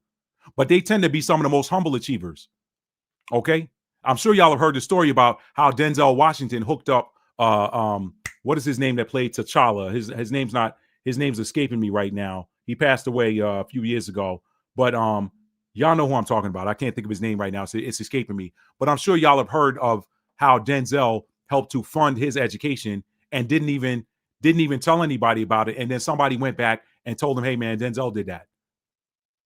That's Capricorn energy. They don't even look for accolades. They could be the biggest assholes on the planet if they wanted to, but they don't move like that. A Capricorn truly embodies that Sigma archetype, that Sigma male, that Sigma female. They're like, nah, look, that's cool. I got that. I don't need that. I'm just glad I could help somebody. Okay. I'm glad I could use my ability to achieve for myself to help somebody else overcome something. So that's why I had to say that, because I don't like to do that. But when if you want to play that game, I can tell you you're not on my level and be 100% accurate. Okay. I know when I'm not on somebody else's level. But guess what I don't do? I don't try to sun nobody whose level I ain't on. I don't. I tip my hat to them like, yo, man, you doing that. You doing that. You a master. You truly a master in your area. Okay. I know what I do. I tell you all the time, check your Jupiter sign and house. That's going to tell you where your gifts are. What area of life you're gifted, what energy you're most gifted in. Check your Jupiter sign and house. I tell you that all the time. So you better know who you're dealing with, because certain people you don't want to come after. You don't want to come for them. My Jupiter's in the third house. You don't want to debate me. I'm not bragging. You do not want to debate me. That's why I shine. I'm big there. Jupiter is your big energy. I'm big in the third house. Don't play with me, because I'm not playing with you. And the Capricorn energy makes me humble. Don't go there. But if you go there, you dealing with somebody that ain't got nothing but time. Capricorn's ruled by Saturn. A Capricorn ain't got nothing but time. You don't want to play with a Capricorn. Leave them alone. Time and karma. Leave them alone. Let them do what they're doing. They helping people. Leave them alone. They're out there being a Sherpa. They're helping somebody get to the top of the mountain. Leave them alone. So, that Uranus retrograde and Taurus effect, do not be surprised, family, if y'all start to see certain events pop up in your life that make you evaluate your own self-worth, that make you evaluate it. Retrogrades are opportunities for redos. Take any RE word and you can plug that in with retrograde. Redo, reflect, reevaluate. These are retrograde energies. So y'all are going to see things pop up that are going to force you into the energy of reflecting on your values. Maybe this is an opportunity from now till May of next year. You're going to have the opportunity to upgrade your personal value statement. What is my worth? What is my own worth? What am I worth to me? If I love myself, am I going to let others walk over me? This is a retrograde in Taurus. Taurus is opposite Scorpio. Scorpios don't put up with no FKSHT either. However, Scorpio is the energy of the sacrificer. So a lot of times a Scorpio will go out of their way. They're like Capricorn kind of. They'll go out of their way to help somebody. That's the sign. The second house is ruled by Taurus. Second house is my stuff. The eighth house is ruled by Scorpio. The eighth house is our stuff. Okay? The second house is my resources. The eighth house is shared resources. The second house is how can I win? The eighth house is how can we win? Right? So during this ain't the time for you to be evaluating how much you are. Yeah, actually, you should evaluate how much you are sacrificing for others. Because guess what? You're supposed to be upgrade. What are you worth to you? What are you worth to you? Y'all gonna see some stuff pop up during this retrograde. I'm telling y'all, during this Uranus retrograde, Uranus is the energy of sudden, unexpected activity. You don't see it coming. I didn't see this stuff coming with this overt narcissist. I didn't see this coming. But my team tells me all the time, Matt, everybody ain't on your frequency. You love to help people, but everybody ain't your friend. And sometimes I have to be reminded of that from the universe. I did not see this coming. That's the Uranus effect. But the Taurus effect was, wait a minute, what is my personal value statement? I'm not putting up with that. Let the Scorpio come out. I'm a life path 8. Life path 8 is very scorpionic. 8th house. There's your numerology. Write that down if you're still watching. Karmic. Write that down if you're still watching. Life path 8 people, you're looking at basically that's almost like a Scorpio. Because life path 8, very magnetic. Life path 8, master manifestors. Life path 8, master alchemist. That's Scorpio energy all day. So you're dealing with a life path 8, it doesn't matter what their sun, moon, rising is. They got Scorpio energy in them. Almost about as much Scorpio. Really, I should say about as much, if not the same amount of energy that Scorpio has. Why? Because astrology sits on top of numerology, not the other way around. The universe runs on numbers. Everything has a numeric frequency, including these different zodiac signs. Okay? So, sometimes you got to get that stinger. I get it. Uranus in retrograde, y'all. Uranus retrograde and Taurus effect. Look to see things pop up. It's going to be unexpected. You ain't going to see it coming. That's that Uranus effect, but it's going to force you to take a look at your value statement. What am I worth to me? It's going to make you look at your self-worth and reevaluate it. Retrogrades are redos. They're do-overs. It's the universe spinning the block so somebody can pick up something that they didn't pick up the last time they were around. Okay, you didn't learn this lesson. The universe, also called retrogrades, it's almost like a reverse card. I talked about that in my TF video on my other channel today. A reverse card in tarot, that's like a retrograde. Reverses in tarot are temporary. They're not supposed to be permanent. A retrograde is not permanent. That's something that you need to do and then move forward. It's the same with tarot. If you're in a reverse position, that's something that needs to get done so that card can turn upright. The natural state of those cards is upright, just like the natural motion of a planet is forward. But the universe balances itself through retrogrades. We energetically balance ourselves through reverse tarot card energy. That happens. It's all connected, y'all. That's all I got. Let me read the rest of these comments and we'll get out of here. Thank y'all for being here tonight. Thank y'all for being here. Oh, I got a bunch of life path 8s up in here. Nikki, I know about you, Lady Dagger Status. All right. So where do I drop off here?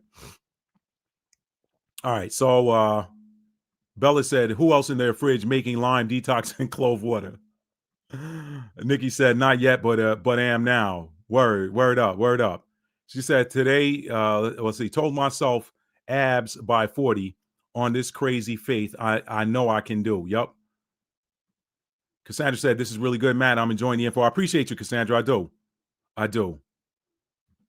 She said, yep, Morgan Freeman does not play.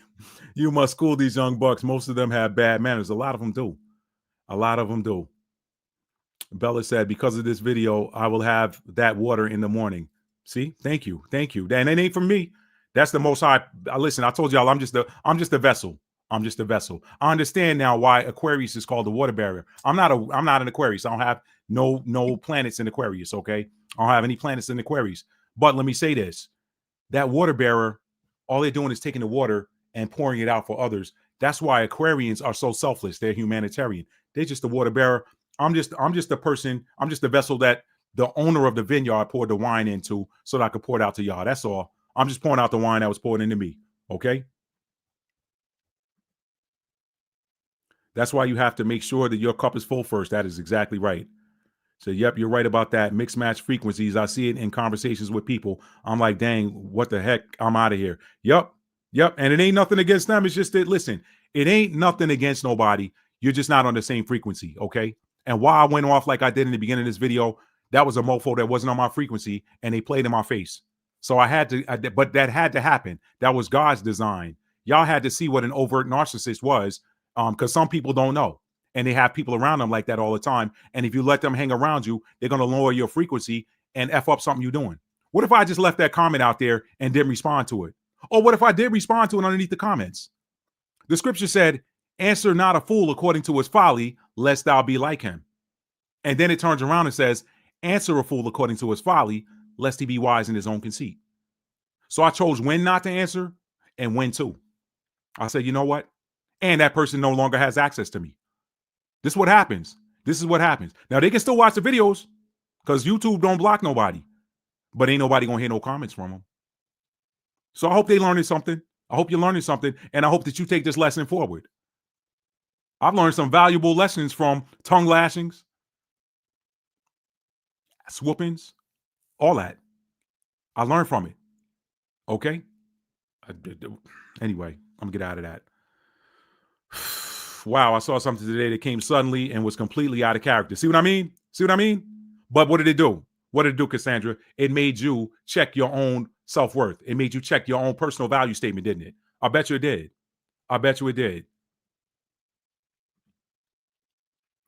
Appreciate your ethereal essence. Appreciate you. So that's all I got. Do y'all got any questions for me before I get off of here? I'm gonna take some questions if y'all got any. If y'all got any questions, I'm gonna take them. Yes, they are, Nikki. I'm gonna give y'all a couple of them. Give y'all about a minute. If y'all don't have any questions, just let me know by saying, yo, Matt, appreciate it tonight, whatever. And then I'll know that that's my cue to get ready to sign off. So if y'all got any questions, I'm open. Little Q&A. I'll take maybe 2, maybe 3 questions if y'all got any, and then we'll shut it down. Y'all let me know. I'm gonna give y'all a couple of minutes. Thank y'all for being here tonight. If y'all haven't done so already, please tap that like button for me.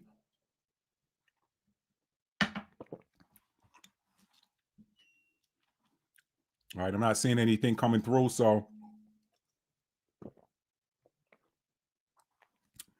that 1150 hertz thing, that was mind-blowing, y'all. I cannot believe I walked past my snack area in the kitchen with all them snacks out there in front of my face, and today I didn't want to eat any of them.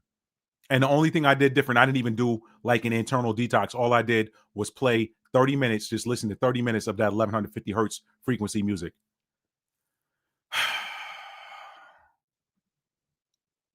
Yep. Appreciate you, Cassandra. Appreciate you, Lady Dagger Status.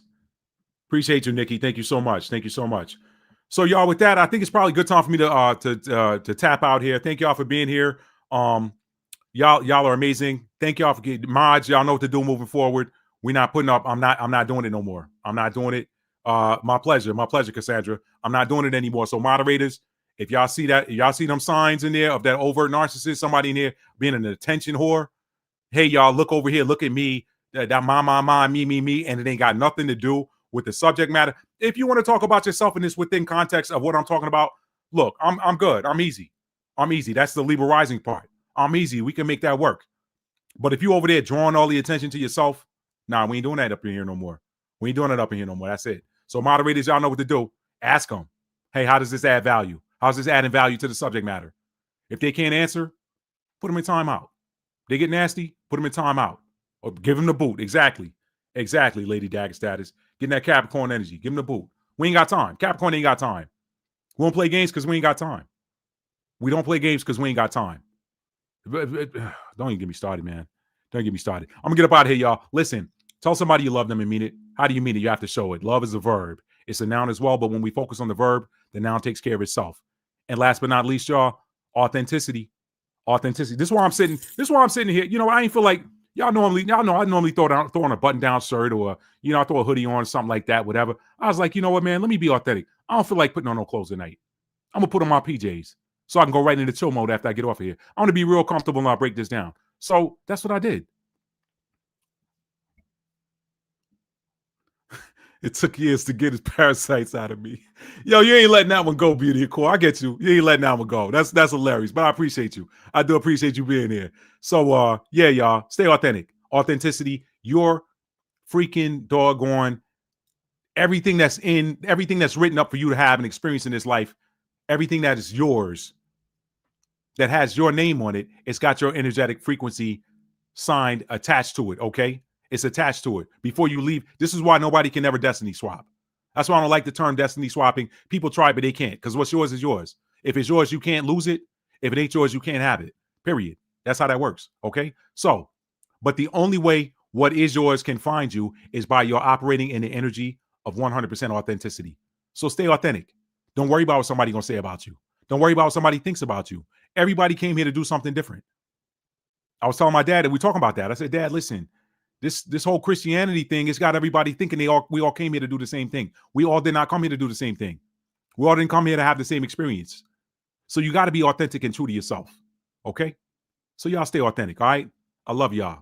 Y'all get them detoxes in. Y'all listen to that 1150 hertz frequency. I'm going to give y'all them links. Look for them in the pinned comments underneath the video after this live stream is done. That's all I got, y'all. Thank y'all for being here tonight, family. Peace.